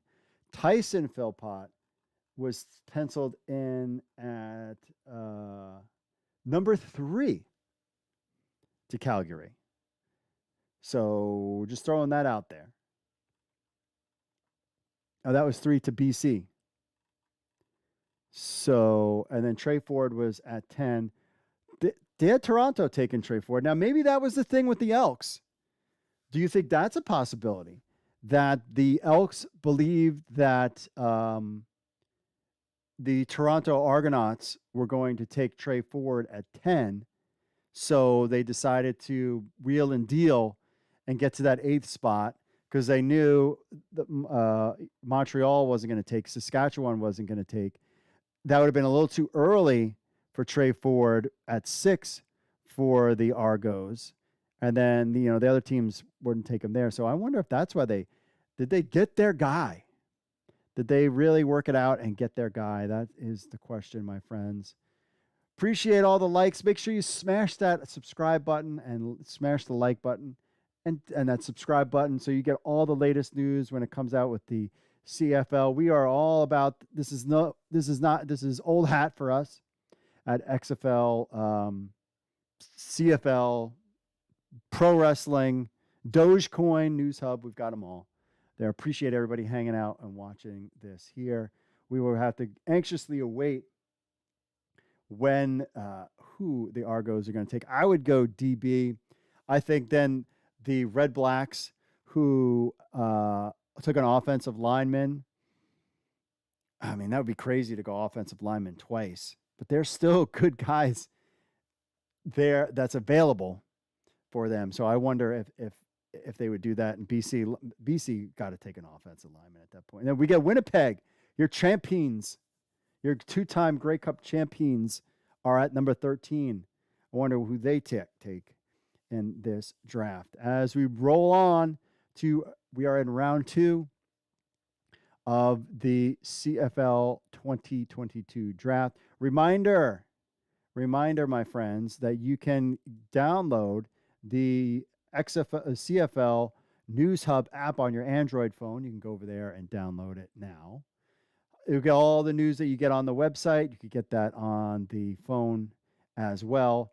So just go to the Android store, type in CFL News Hub. And also, if you want to be part of our family here, a part of the crew, we do our live podcast, CFL Week in Review, live at 8 p.m. Eastern every Wednesday on the YouTube, Twitter, and Facebook. Those are all live on there. And if you're so kind and you want to just subscribe to this podcast, our weekly podcast, you can do so on Apple iTunes, Apple Podcasts, Spotify. Leave us a review, 5 stars. We'd appreciate it. Google Podcasts. We're on Amazon, Player FM, Audible, Stitcher. Anywhere you get your podcast joints, you can get the CFL Week in Review show on there as well, my friends. So we're back checking out the draft tracker, seeing where things are. Round 2 set to begin. It is 9:23 Eastern time. I've assumed that they have a stop at 10 o'clock on the television aspect of this stuff, and then they're going to do coverage somewhere else. So we'll see how things are going. No trades going on at all, which is good. Reminder too, we have News Hub Fantasy, where you can go play first CFL fantasy football, real CFL fantasy football. Places where you can't play anywhere else. You can't do that anywhere else. So there you got that. We are waiting on the next pick from the Toronto Argonauts. Just checking in on all the social stuff. Hey, what's going on? What's up to everybody? I appreciate everybody who subscribed to the channel, by the way. Appreciate you guys subscribing to the channel. Let's see here on the comments on the Facebook. What's up, Facebook? Checking in. Jeffrey Philpott says hashtag Team Philpott. All right, Jeffrey. I'm surprised that you're Team Philpott with the last name Philpott. Jeff Mooncraft says, wonder where Philpott's brothers go. Well, we know that now. Enjoying watching you and the Markcast. Go Elks. Hey, Jeff, I appreciate that. And appreciate all you guys checking on the live things. Yes, definitely check out the Markcast as well. We'll maybe pop a commercial of the Markcast in this while we were waiting for the next pick of the draft. Or maybe we'll do that right now. So let's take a little commercial with the Markcast, and we'll be back with the next pick in the CFL draft. Coming up this week on the Markcast, the XFL is hemorrhaging, leaking information. They're trying to put the genie back in the bottle, but I think some of this stuff is spilling out. Happy to talk about it on the podcast. We're talking the Vegas XFL, new team expansion, however you want to look at that. XFL in Seattle, and lots more. And then this is the long-awaited, long-promised Amar Doman on the Markcast. We are talking 30 minutes with America's CFL team, the BC Lions owner. Don't miss it. You got to put some wins on the board as well. And we've had some tough years. So certainly that's been part of the problem out here, but we're really excited about going forward. The team we have, the coaching staff, and there's a lot of continuity to it. And I think that's going to deliver some dividends for the team. And I'm busy cheerleading the heck out of this team in the background and investing in it. Then we're also joined by a longtime friend of the show, Kevin Kugler, talking all about the Fox broadcast aspect side of the USFL. Kevin's going to be in the booth again this weekend for the USFL. Lots of insights there. Anytime you can be on the bottom floor, the ground floor of something that's starting out like the USFL is with Fox this year, you're always kind of jazzed by that. And again, I love football. I love it in the fall. I love it in the spring. I think it's a great opportunity. And then we're breaking down all the CFL rule changes, talking USFL TV ratings, if we want to walk down that path that's a little tenuous right now. Lots of other stuff with Evan. Really excited to have him. June Jones put in his Twitter bio that he was going to be the offensive coordinator in the XFL under Jim Haslett for a team in Seattle. So obviously there's a lot to unpack there. And he had that up for maybe half an hour and then took it down once word started to get around that, maybe he wasn't supposed to put that out there yet. And then even with all our BC Lions talk, don't think I forgot to give Edmonton Elks a little bit of love. We have Jake Serezna from their team joining us on the show. I think this offseason for me has been more just about like healing my body and more just getting everything fine-tuned and getting ready to go for this year. Huge show this week. Whoever thought we would get to this point, really appreciate everyone for putting up with this. Thanks again. All right, we are back, and the pick just came in. Deontay Knight, Western University defensive line, taken by. What's interesting, because there's two Americans on the defensive line. So Deontay Knight, Western University defensive lineman, 6'3", 243, gets taken in the CFL draft. My name is Deontay Knight. I go to Western University. I'm from Ottawa, Ontario, and I play D-line. I guess the biggest part about my game is just my ability to grow. I watch a lot of film, so I'm just watching technique and watching, stance and assignment and alignment stuff. I'm a huge film junkie, so I guess that's the biggest part of my game is that I'm always looking to improve. I'm always looking to improve my craft. I think football stretches way beyond the gridiron and the film meetings, and I think football is a lifestyle. You can bring what you learn from football, what you learn from your coaches, and apply them in any area of life.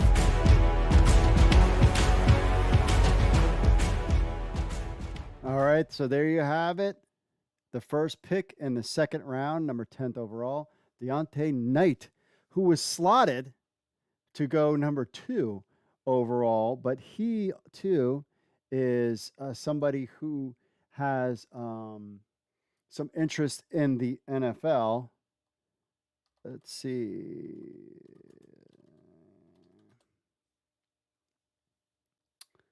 Let's see here. I believe there was an invite.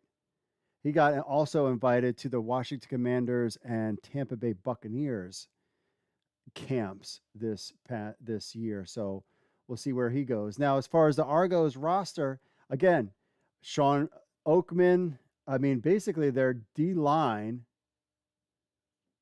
of all the, oh man, they got a ton of D line guys. So one, two. Oh, I mean, they got Jagara Davis too. I forgot about him getting signed there as well. So I wonder if Coney Ile, I mean, you're not going to get rid of Sean Oakman, but they definitely wanted to get a national in there because let's see, they've got 1, 2, 3, 4. Man, they got a ton of D line, yo. Dang. Yeah, they got like 3 or 4 out of like 1, 2, 3, 4, 5, 6, 7, 8, 9, 10, 11, 12, 13, 14, 15, 16 defensive linemen. So this makes a lot of sense trying to lock down at getting a national in there at defensive line. An important position, I might add, on the defensive side of things. So don't have a problem there. Let's see here.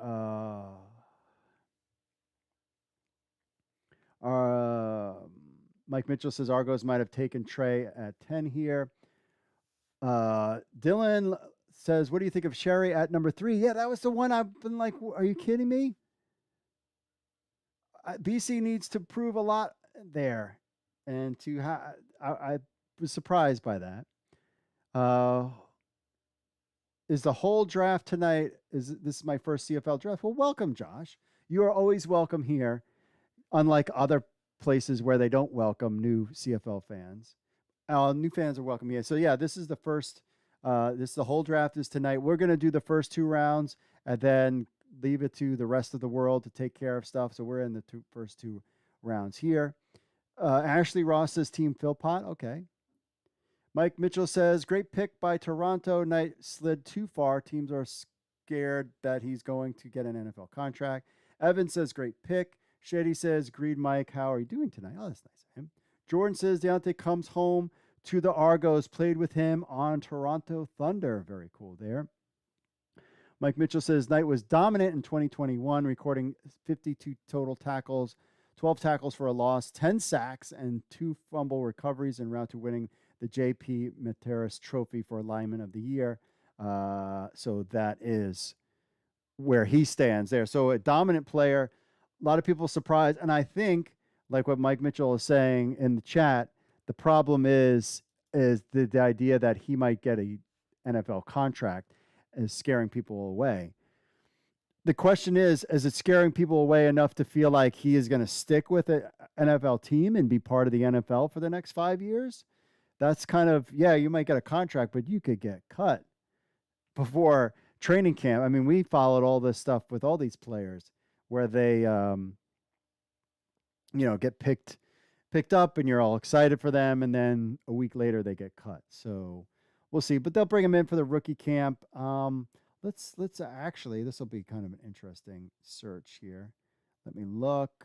When is NFL rookie camp begin?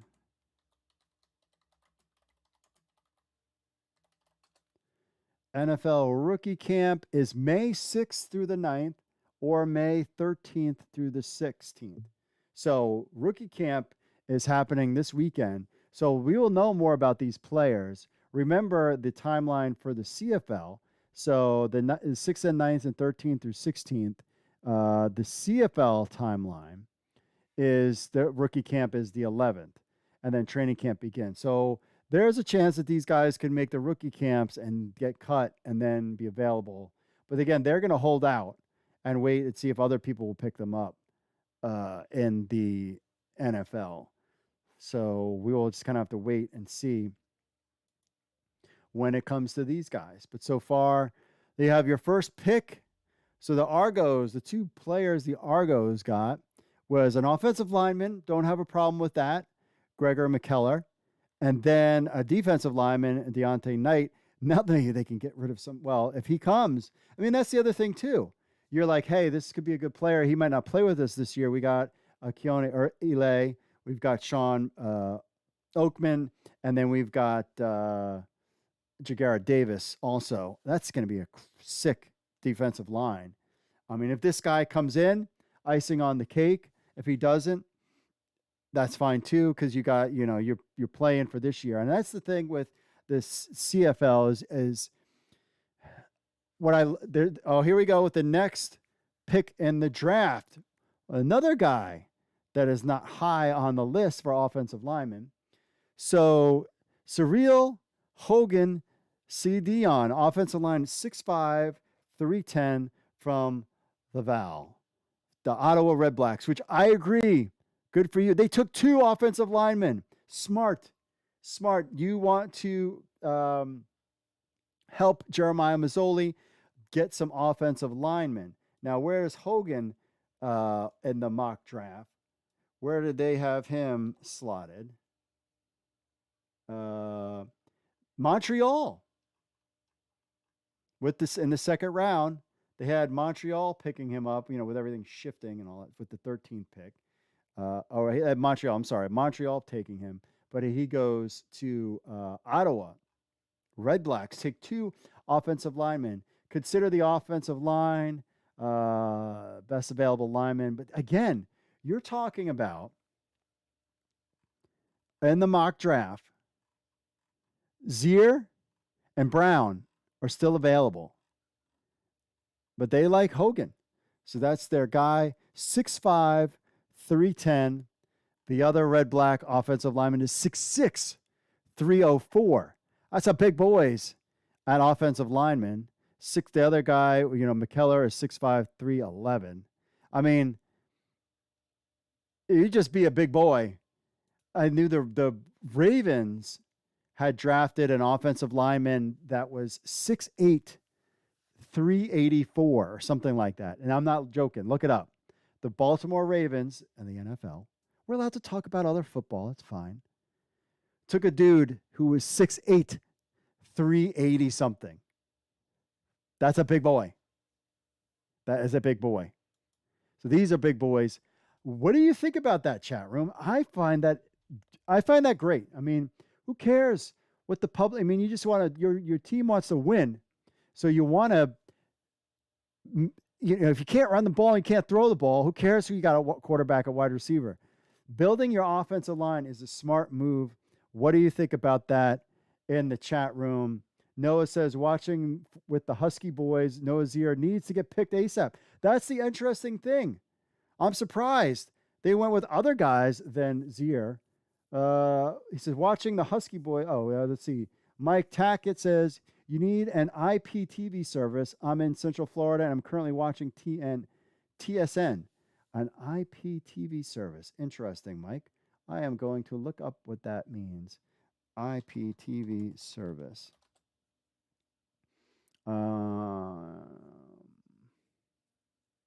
Interesting. You're going to have to tell me how you do that, Mike Hackett.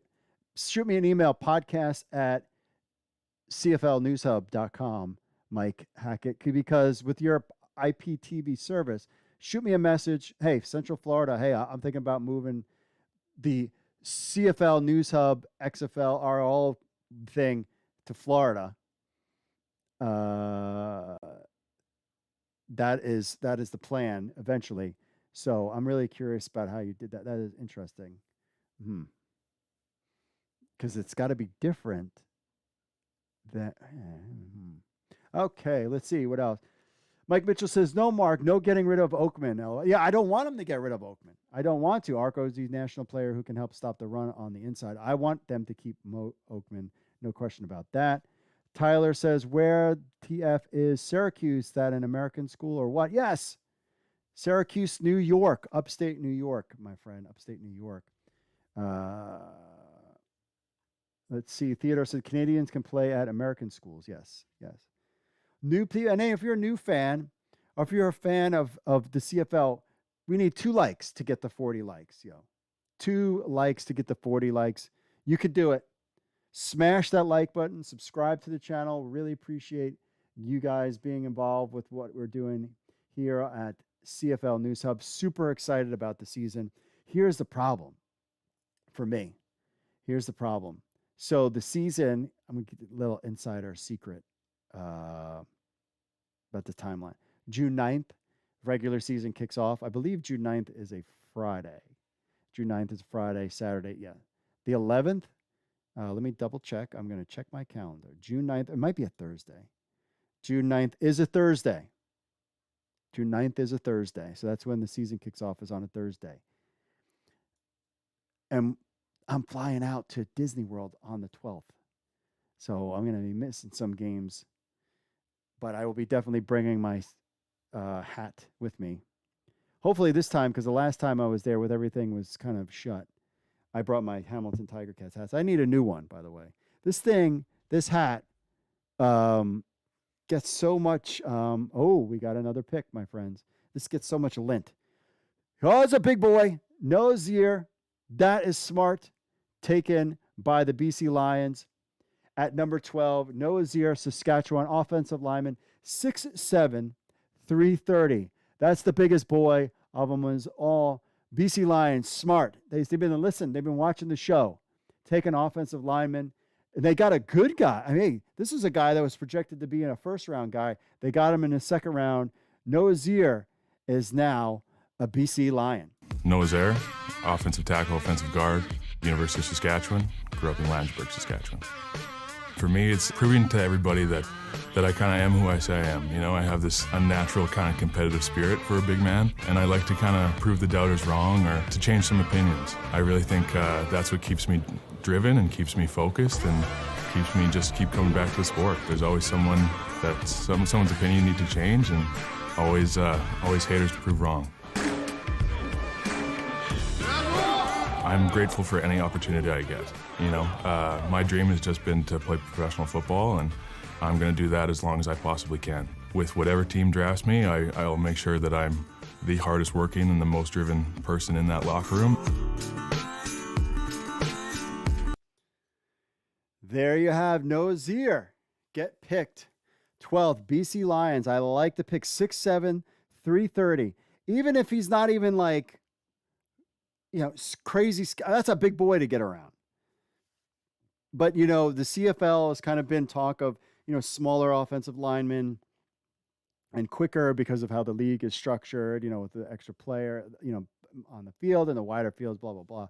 But still, you need to get behind a big boy to open up the run blocks there. I think he will be a good fit. So kudos to BC Lions. I like that pick. Take that offensive lineman. So far in the draft, we have 1, 2, 3 far offensive linemen taken, 1 linebacker, a DB, and wide receivers, 1, 2, 3 wide receivers, and D-line also. I think that's what you got to do. And quarterback Trey Ford on the clock. So Winnipeg at number 13th pick.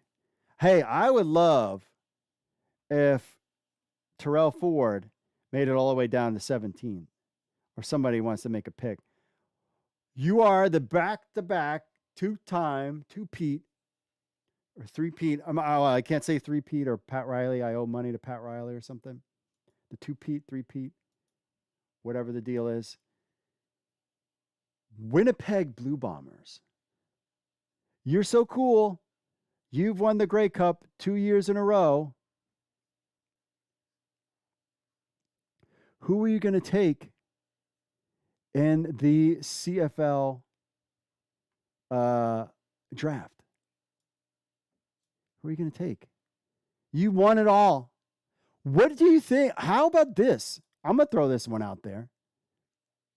You just lost, I believe, and this is going to piss people off, but I'm not here to make friends. I'm telling you the truth, my friends. I think if I'm taking Daniel Adeboye, running back. I think, and this is not going to, people are going to be, I'm trying to pull this up here. No, that's not what I wanted. Here we go. People are going to be like, what? What'd you take a running back for? Now, he was slated for Ottawa with the second pick in round 2. I think he should be, Winnipeg should take him. Why do you ask? Why do you ask, Mark? Well, they already have good running. Well, they lost Andrew Harris, who's old and was banged up and didn't play. Got Johnny Augustine. Brady Oliveira, I think, is so overrated.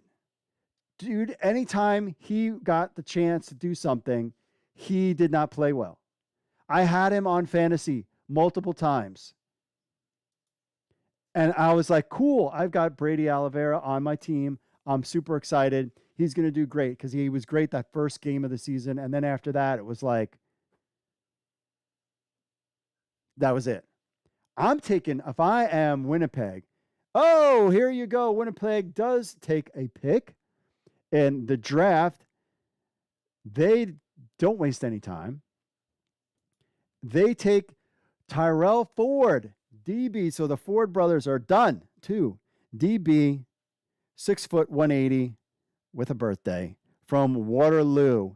I like this pick too. You can never go wrong with having a quality defensive back. I thought maybe they would go running back, but they took Tyrell Ford from Waterloo.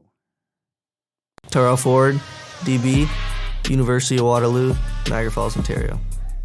Yeah, honestly, the biggest reason I love football is I love to compete, and especially as a corner, I love the one-on-one where it's just you against another person, and I love just being in that situation and being able to stop that person from catching the ball and just proving that I was better at the matchup. So I'm a competitor, and I just want to go out there and play my game.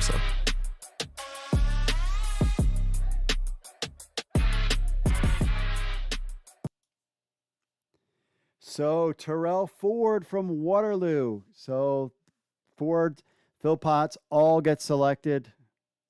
That big drama is over as far as them.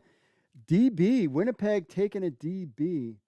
They had Tyrell Ford with the 5th pick in the 2nd round. He went as the 4th pick. So right kind of where they slotted him to be. Don't have a problem with picking up him. They had, when Winnipeg had the 9th pick, they had taken offensive lineman. That didn't happen, of course, because all those trades and everything. So Tyrell Ford, Waterloo, gets the DB. I was really hoping that he might make it all the way down to the Hamilton Tiger Cats. Other guys that they have at DB, you like this pick? Let's see. I got a lot of guys at DB. Dang. Dietrich Nichols, who got that interception at the end to kind of seal it. XFL guy back in the day.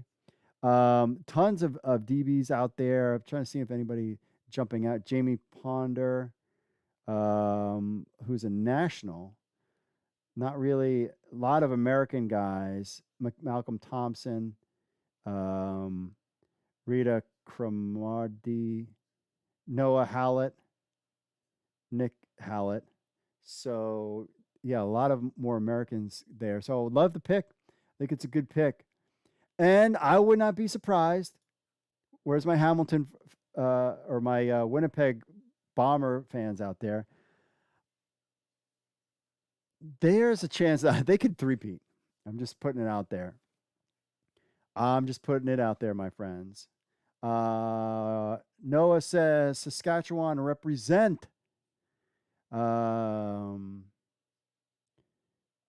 Winnipeg, Theodore says Winnipeg should take the best player available instead of getting a position player. I agree with that. Fraser Farmer says Zira is from my town. Cool.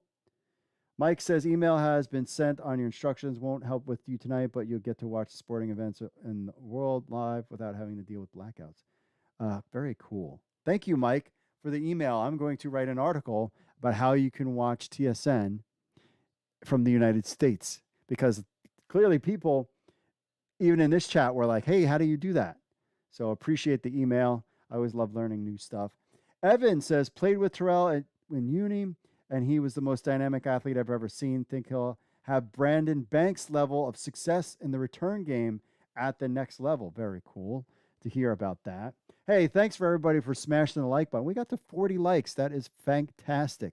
Fantastic. We are halfway, almost halfway, to the second round of the CFL draft. We'll wrap things up once we get to, oh, dang, there's like a bunch of picks here. We'll get down to we finish the second round of the CFL draft. Things will hopefully start to pick up. There was a big delay between round 1 and round 2. Let's see. Josh says played with Edward in high school. His work ethic is on another level. Of course, that's, playing pro football and any of these pro sports, you need you need to be on that level. That work ethic level is important. And that's the difference between people who make it and people that don't.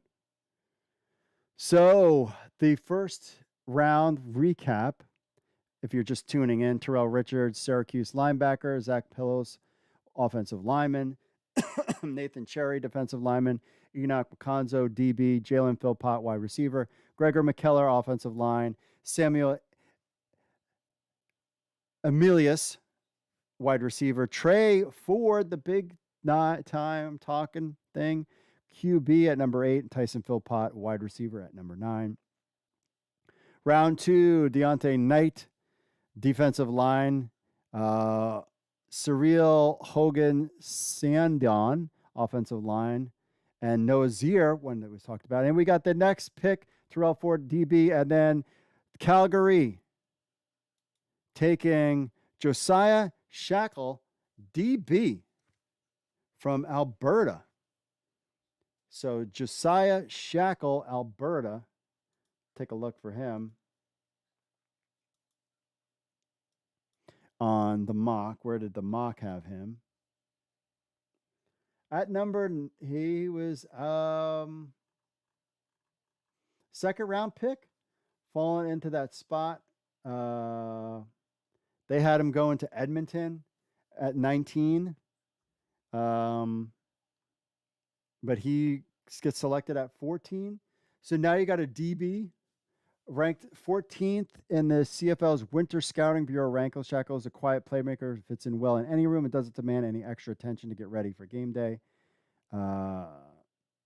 Learning from AJ Gass with the Golden Bears, Josiah has a work ethic that will earn respect and a quick dress spot on the team with their territorial pick. So Josiah Shackle, linebacker, Alberta, but they have him as a DB listed here. So we'll see where he plays. Congratulations to him. So kind of where people expected him to go. Shackle in at 14. So Calgary has taken Jalen Philpott, wide receiver, which don't have a problem with that pick at all. And then they go and take a DB at 14 for that pick as well. And he apparently doesn't weigh a thing. If you look on the site, he is actually a ghost. Doesn't weigh anything. He's a 6'1" ghost that was born in 1999. So Josiah Shackle, picked by Calgary Stampeders as the 14th pick. As we roll on, get these picks going, broskies. We got 1, 2, 3, 4, 5, 6 picks remaining in the second round. Up next is the Toronto Argonauts. Then you have Saskatchewan Roughriders. And then finally, my Hamilton Tiger Cats. Jeez. The last draft, I didn't have to wait at all because it was the first pick. A tight end who will be a wide receiver, hopefully. And will play this year. All indications is that he's ready to go. And he got hurt early on. Now I have to wait. So you got Toronto Argonauts, Saskatchewan Roughriders, my Hamilton Tiger Cats, Montreal again with the trade via Winnipeg at 18th, Edmonton Elks. I'm curious what the Elks are going to do, and the Red Black. Could the Red Blacks go crazy, people, and pick 3 offensive linemen? That would be nuts. That would be They got to go defense at that point. You've done good, Red Blacks. You've done good. You got your 2 offensive linemen. If you're going to go 3, that's going to be crazy. But I'm open for whatever you guys want to do. It's a lot of fun. All right. What do we got going on in the chat room? Let's see here. Buckeye 20 says, yeah, I've been watching Edward for a while. So athletic and work really hard. Let's take a look at him. What you guys are talking about in the chat. Look him up in the mock, see where he's at. Oh, he's way down there, bro. They got him at 6th round pick for Saskatchewan, DB from Carleton. Jonathan Edward. Yeah, they have him in the 6th round, broskies.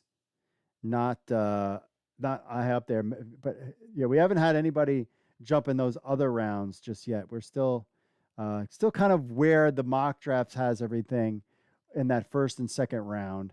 Again, guys, here's an interesting thing to take a look at. Guys, we got the first running back taken. What do you think about this, Mike Mitchell? Daniel, and somebody wrote it in the chat. I'm going to look it up again. Hold on. I'm going to check in the chat. Totally screwed it up. I forgot about him. Let's see here. Somebody wrote it in the chat. Where is it? We got a lot of chat, a lot of participation. Appreciate you guys participating in the chat. Where the heck is it? Oh, Ada Buboye. Daniel Ada Buboye, running back, 5'11", 211, 215, a running back taken by the Toronto Argonauts. So the Argos get an offensive lineman, cool with that. Defensive lineman, cool with that. They take the first running back off the board, Daniel Adaboye. Adaboye. Thank you for helping me out on that one. So the Argos at running back, interesting. They're kind of thin. DJ Foster, American. Andrew Harris. It's not like Andrew Harris is going to play. I mean, he's 35 years old. It's not like he's going to play for,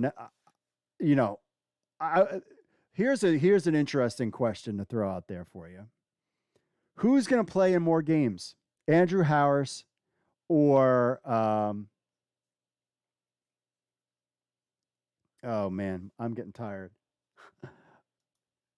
Bo Levi Mitchell. Who's going to play in more games? So you got Javon Leake and AJ Alouette. So the only national running back you have is Andrew Harris. So I like this pick by Toronto to get a national running back. Now, I don't think his name from Bryant. So Adaboye dominated the bench press at the combine while running and jumping well enough to be a first-round pick, but his pass protection struggled in the padding session, which caused him to pause before getting selected that's kind of why he kind of dropped a little bit in the CFL draft.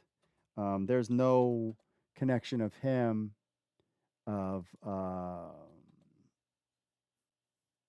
going anywhere as far as picked up on any NFL team. So Daniel gets drafted. Congratulations to him from Bryant University. Taking a running back. They're thin at running back. And I think this is a great pick for them.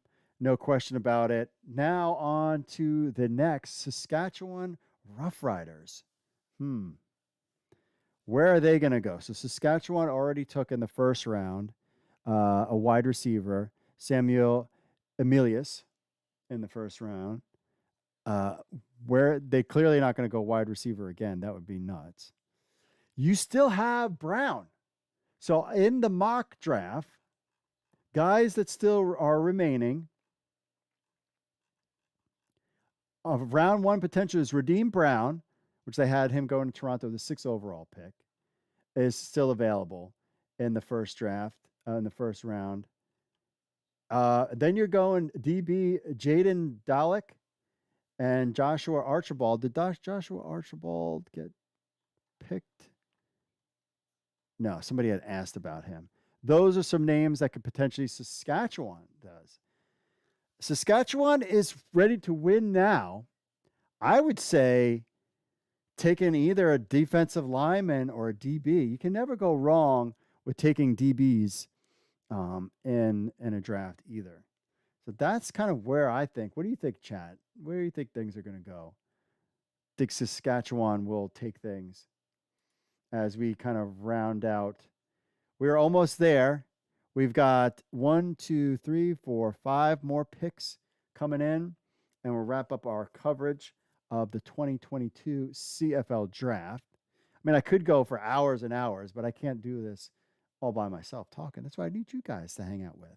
Appreciate you guys hanging out. I appreciate you guys watching on TSN and watching our live coverage as well. That's pretty cool too. Mike says Adeboye is a great pass catching RN. TSN commentators are suggesting he'll be a scat back. Interesting. Interesting there for him. Saskatchewan with the 16th pick in the second round, round number 2. I'm saying DB. I'm saying DB or defensive line. I don't think they would take another wide receiver. That would just kind of be crazy talk out there. Let me know what you think in the chat. And then finally, my Hamilton Tiger Cats are on the clock. See who they pick. We'll get into the Hamilton Tiger Cats here in a second. I would probably, I mean, if you've got Brown still available, if he's not taken by Saskatchewan, I don't have a problem with Hamilton taking an offensive lineman at all. Unless, the Red Black's going to take another offensive lineman. Is it kind of be, what's the, remember the Michigan basketball team, the Fab Five, where they was all freshmen? I mean, you're talking Chris Webber, a lot of these guys are Hall of Fame level players. What if the Ottawa Redblacks? Oh, here we go. Another offensive lineman, Zach Fry, Western University, offensive lineman, 6'6", 288. 6'6", 288. So they did take an offensive lineman. They took Zach Fry. So Fry, they had him pegged at number 28, a third round pick to Hamilton with just 9 reps on the bench press. Fry slipped to the late 20s, might be exaggerated, but talking about Ticats picking him up there. So apparently did very well in the bench press, but people aren't too worried about that. Saskatchewan isn't, because they took him at 16. They in the mock draft had him at 28. So that tells you how low. But this also, what is the deal? I'm going to look it up now. Raheem Brown. Did I miss something? How come he was projected to be like the top first offensive lineman taken? Yeah, nothing about him. It's like getting picked up by any club in the NFL or any of that kind of stuff. So now, speaking of all that stuff, now we are on, my friends, to the Hamilton Tiger Cats.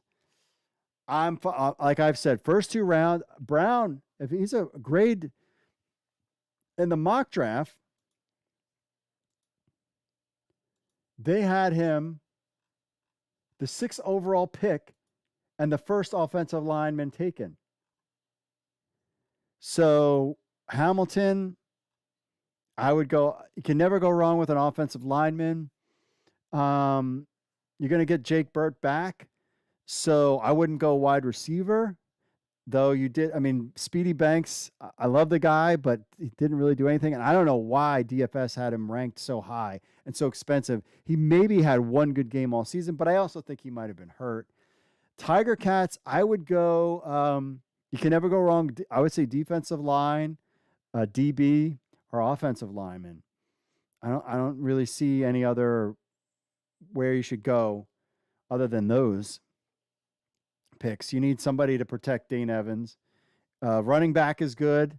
Don Jackson, I like him a lot. They have wide receivers. They're good there. Always you can improve your pass protection and run blocking.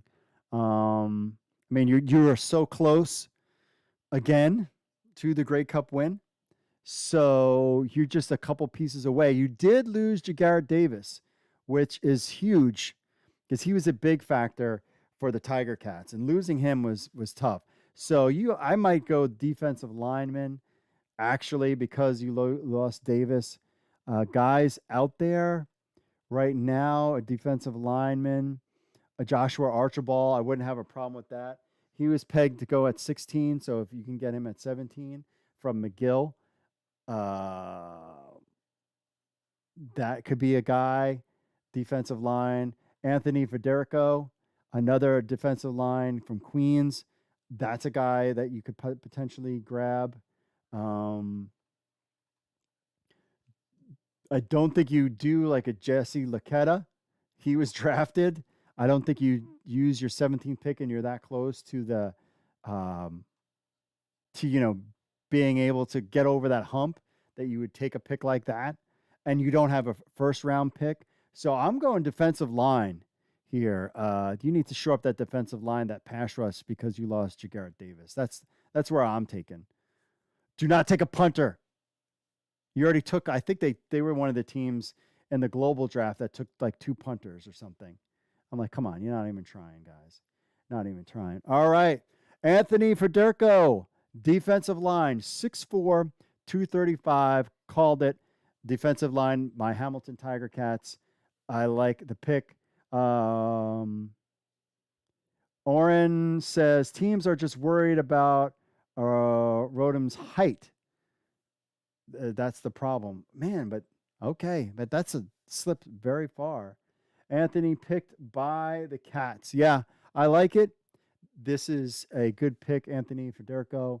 I totally don't have a problem with that. Just over 6'3".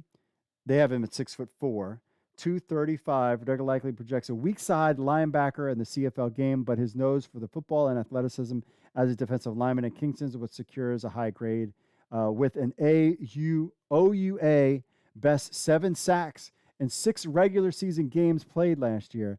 He'll still get pass rush opportunities, but Hamilton, and they had him picked. So they picked that one right. But Hamilton would be wise to add his toolkit to their special teams unit as well. So he nailed that one. Federico goes to the Hamilton Tiger Cats. So nice. Got that one in.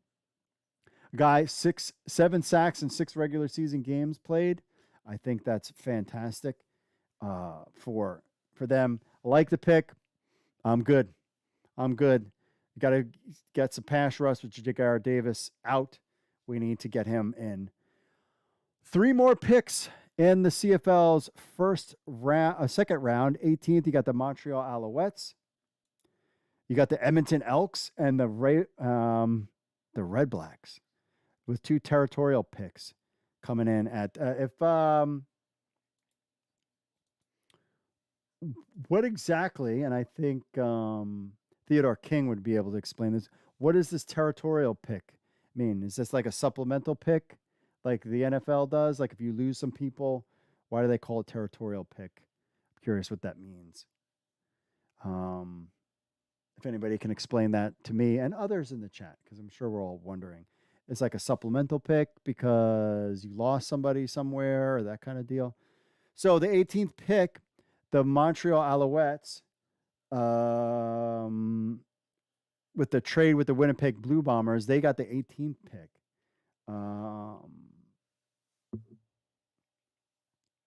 Where are the Montreal Alouettes going to pick? So Montreal, of course, they took Terrell Richards, linebacker with your first pick in the draft, a lock, plug and play, ready to go.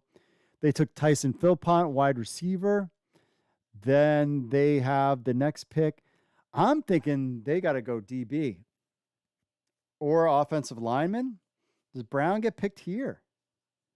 Do you go offensive lineman here? I'm not sure. Nathan says, let's go. I'm back for the Stav show. All right. Travi69 said, how long do teams get for their picks? I don't know, man. Hurry up. I thought the second round would move a lot quicker. But we've got, I would assume maybe they have 10 minutes. I assume maybe they get 10 minutes. So we'll go, because this draft is lasting longer than NFL draft. They're not going to be done till like 1 o'clock in the morning. So Montreal, I think maybe they would take a DB here with their pick. Joshua Archibald is out there. Jaden Dalek. They had Winnipeg's Kenyon Brungling, wide receiver. He was kind of plugged into the spot at 18. Those are kind of the guys that are out there.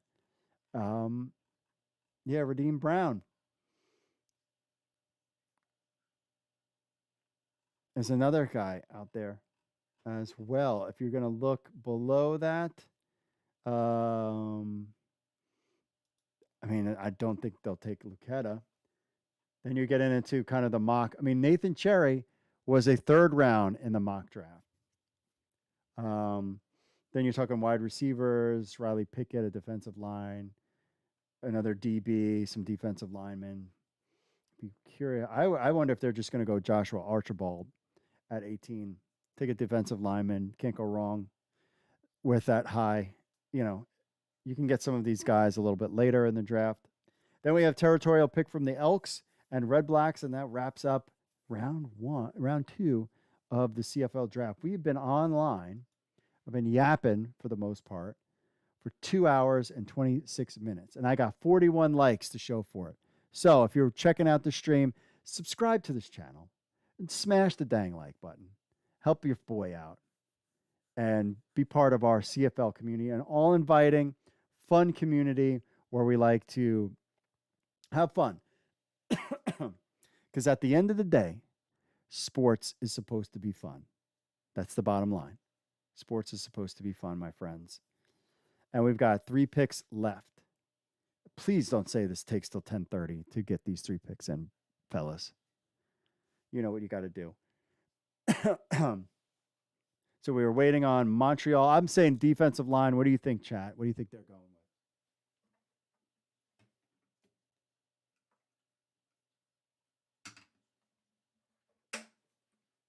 And here we finally got him. Raheem Brown, offensive line, 6'2", doesn't weigh anything. Raheem Brown, Alberta. So the guy that was slated to be the first offensive lineman taken in this draft is the 1, 2, 3, 4, 5, 6th offensive lineman taken in the CFL draft. Written about him, about Brown, in a relatively weak offensive lineman class. There's no player helped themselves more than Raheem Brown in the CFL Combine weekend. That has been explained across multiple platforms by now, with the question becoming, what does it mean for his draft stock? Clearly didn't help. Heading back to U of A in 2022 could drop his value. So there you go. That is the reason why it would drop his value. He had him slated with 6 to the Argos.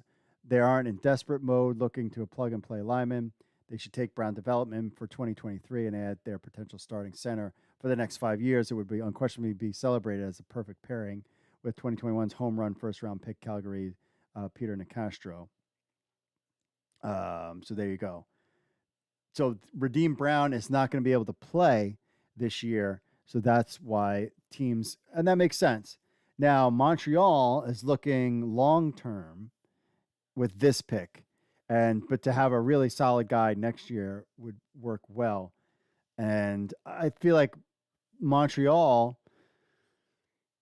should have been better last year than they were. And I think they'll play all right. They'll be better this year. I mean, they'll have quarterback controversy they'll have to deal with. But taking a guy that you're not going to have this year, but for next year, I think that's a good pick. And that's kind of explains why he dropped so far in the draft.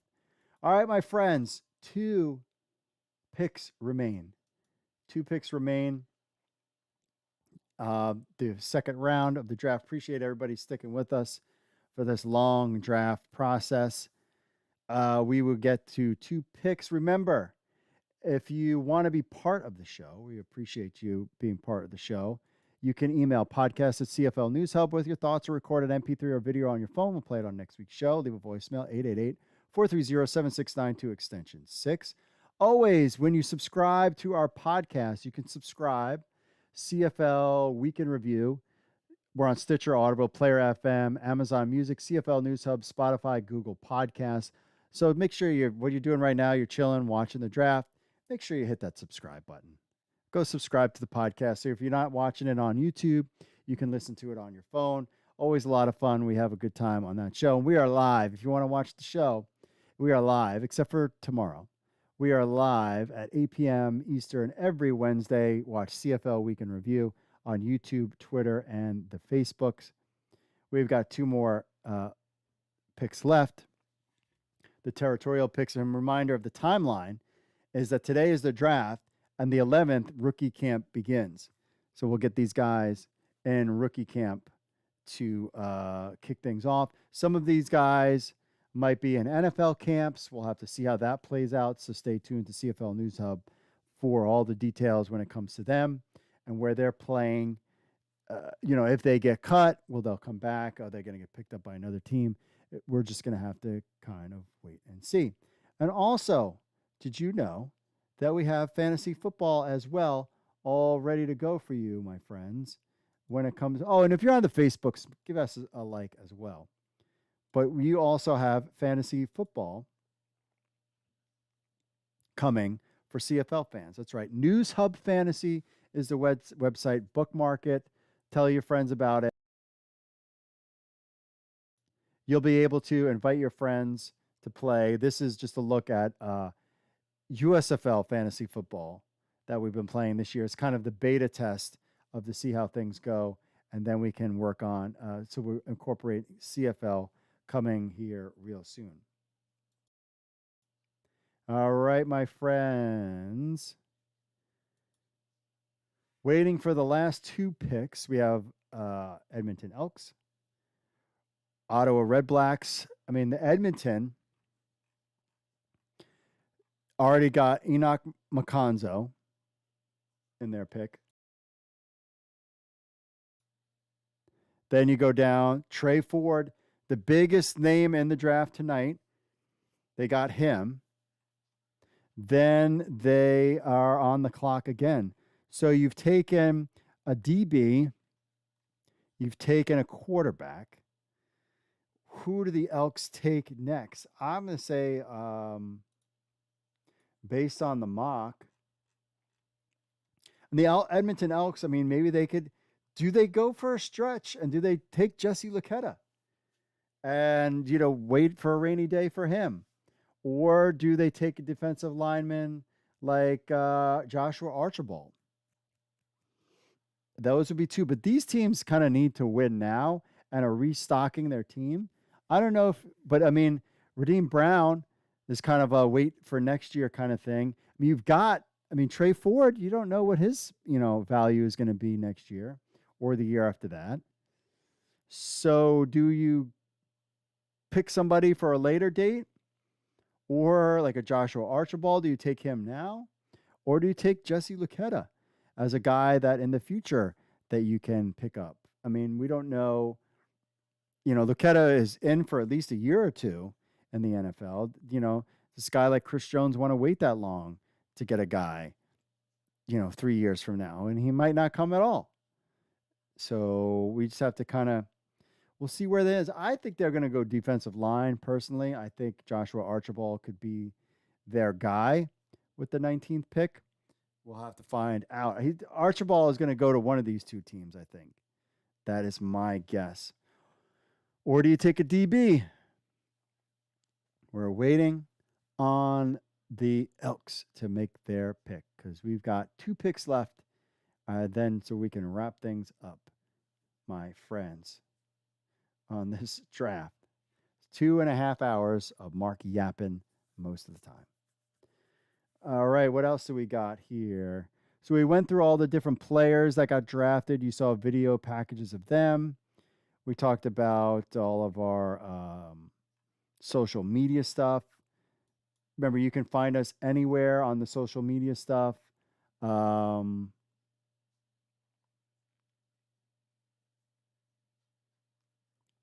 We're on YouTube. We're on Facebook. All CFL News Hub. Just type in CFL News Hub.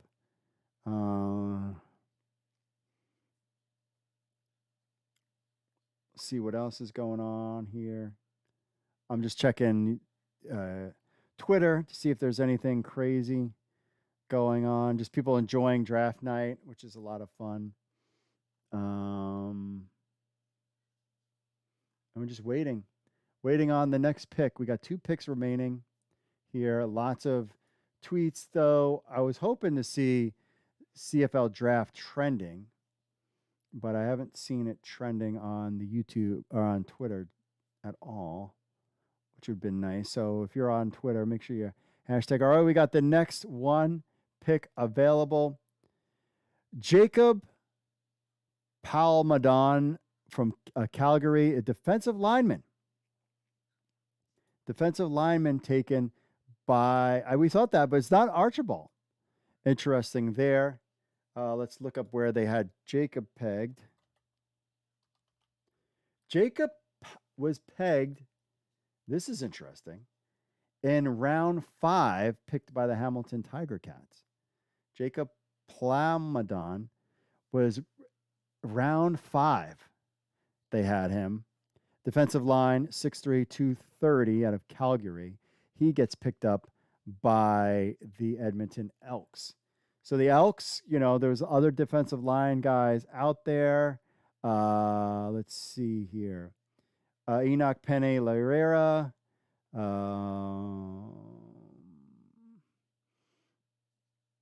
Rednick Elvillard. Riley Pickett. And then Joshua Archibald. They're all guys that were available. And they went to a guy that was slatted in the 5th round. Where did I have him at? The 6th round. The 6th round. They pick him in the 2nd round. So maybe they see something that we don't. Oh, no, I'm sorry. The 5th round. The 5th round. 48th pick overall. He was slated in there. This one, he got picked at 19 for the Edmonton Elks. And we're on to the final pick of the 2nd round, Ottawa Redblacks. Let's wrap it up, boys. Who are they picking? The Redblacks have already taken Zach Polilos. Oh, come on. They've taken another offensive line, Cyril Hogan. I think they would take a defensive lineman here. But let's go with 3 offensive linemen, Redblacks. Come on. What do you think, chat room? Who do you think the final pick of the 2nd round will be? Let's see. Theodore says, let's try to get to 50 likes. I agree with him, Theodore. 50 likes, please. Can we get to 50 likes on this thing? We're at 44. We need 6 of you to just give us a like before the final pick comes in. Before the 20th pick comes in, let's get to 50 likes. I know you're watching. Appreciate everybody checking in on the stream, having fun checking out the CFL draft. We're going through the first 2 rounds, and after that, I'm going to say goodnight because this sucker would take a long time to get through. Quentin Dabney says, as the CFL game grows, will it ever have a video game? Thoughts? A lot of people have talked about a video game out there. I think that would be very cool to have a video game. That would definitely draw interest. I've played Madden this year, It's been a while. I know a lot of people complain. All right, we're at 46 likes. That's good. Come on, 4 more. 4 more before this last pick gets in. Get us to 50. That'll make Mark happy. That'll make me happy. You know, and I mean, some of these leagues, a lot of fans ask about fantasy football and they ask about video games. The problem is, like, a lot of if the fan base isn't there, it's like you know, you want to wait until the fan base grows before you introduce the video game. But yeah, I mean, if you're so desperate to get to the younger audience, you might just have to bite the bullet and just make the video game. I'm sure there's good video software companies in Canada that can make a good video game for the CFL. Maybe you partner. This is an idea. What if you, and this will make people crazy, but just to get it done, what if you partnered with somebody like the XFL or the USFL or Fan Control Football or something like that, and inside the video game, you can play the XFL season, you know, because the XFL is short.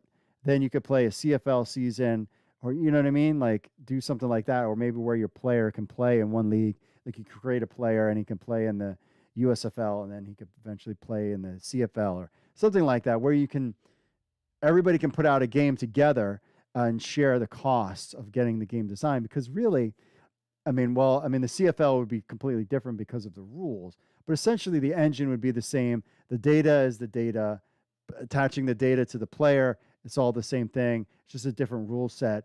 Again, the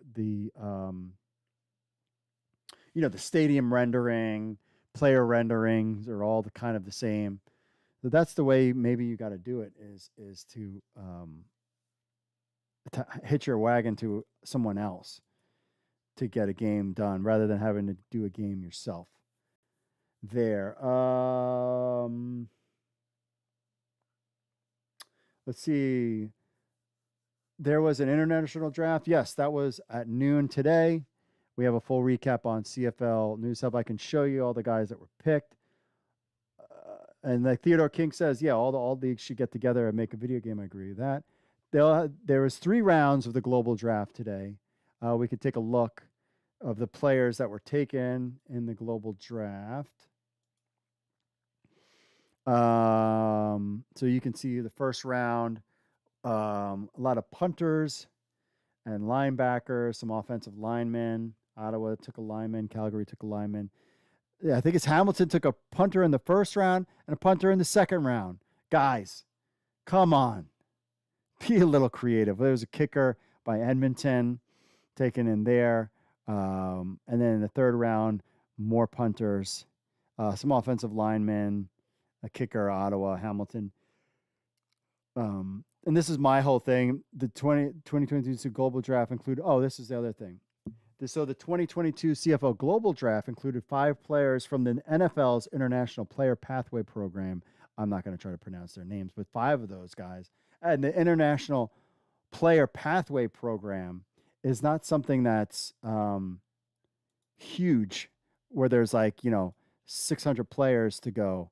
And we got the final pick in the draft on the second round. This is going to be interesting. They take Jesse Luketa with the final pick, the linebacker, 6'3", 270, that was drafted in the NFL.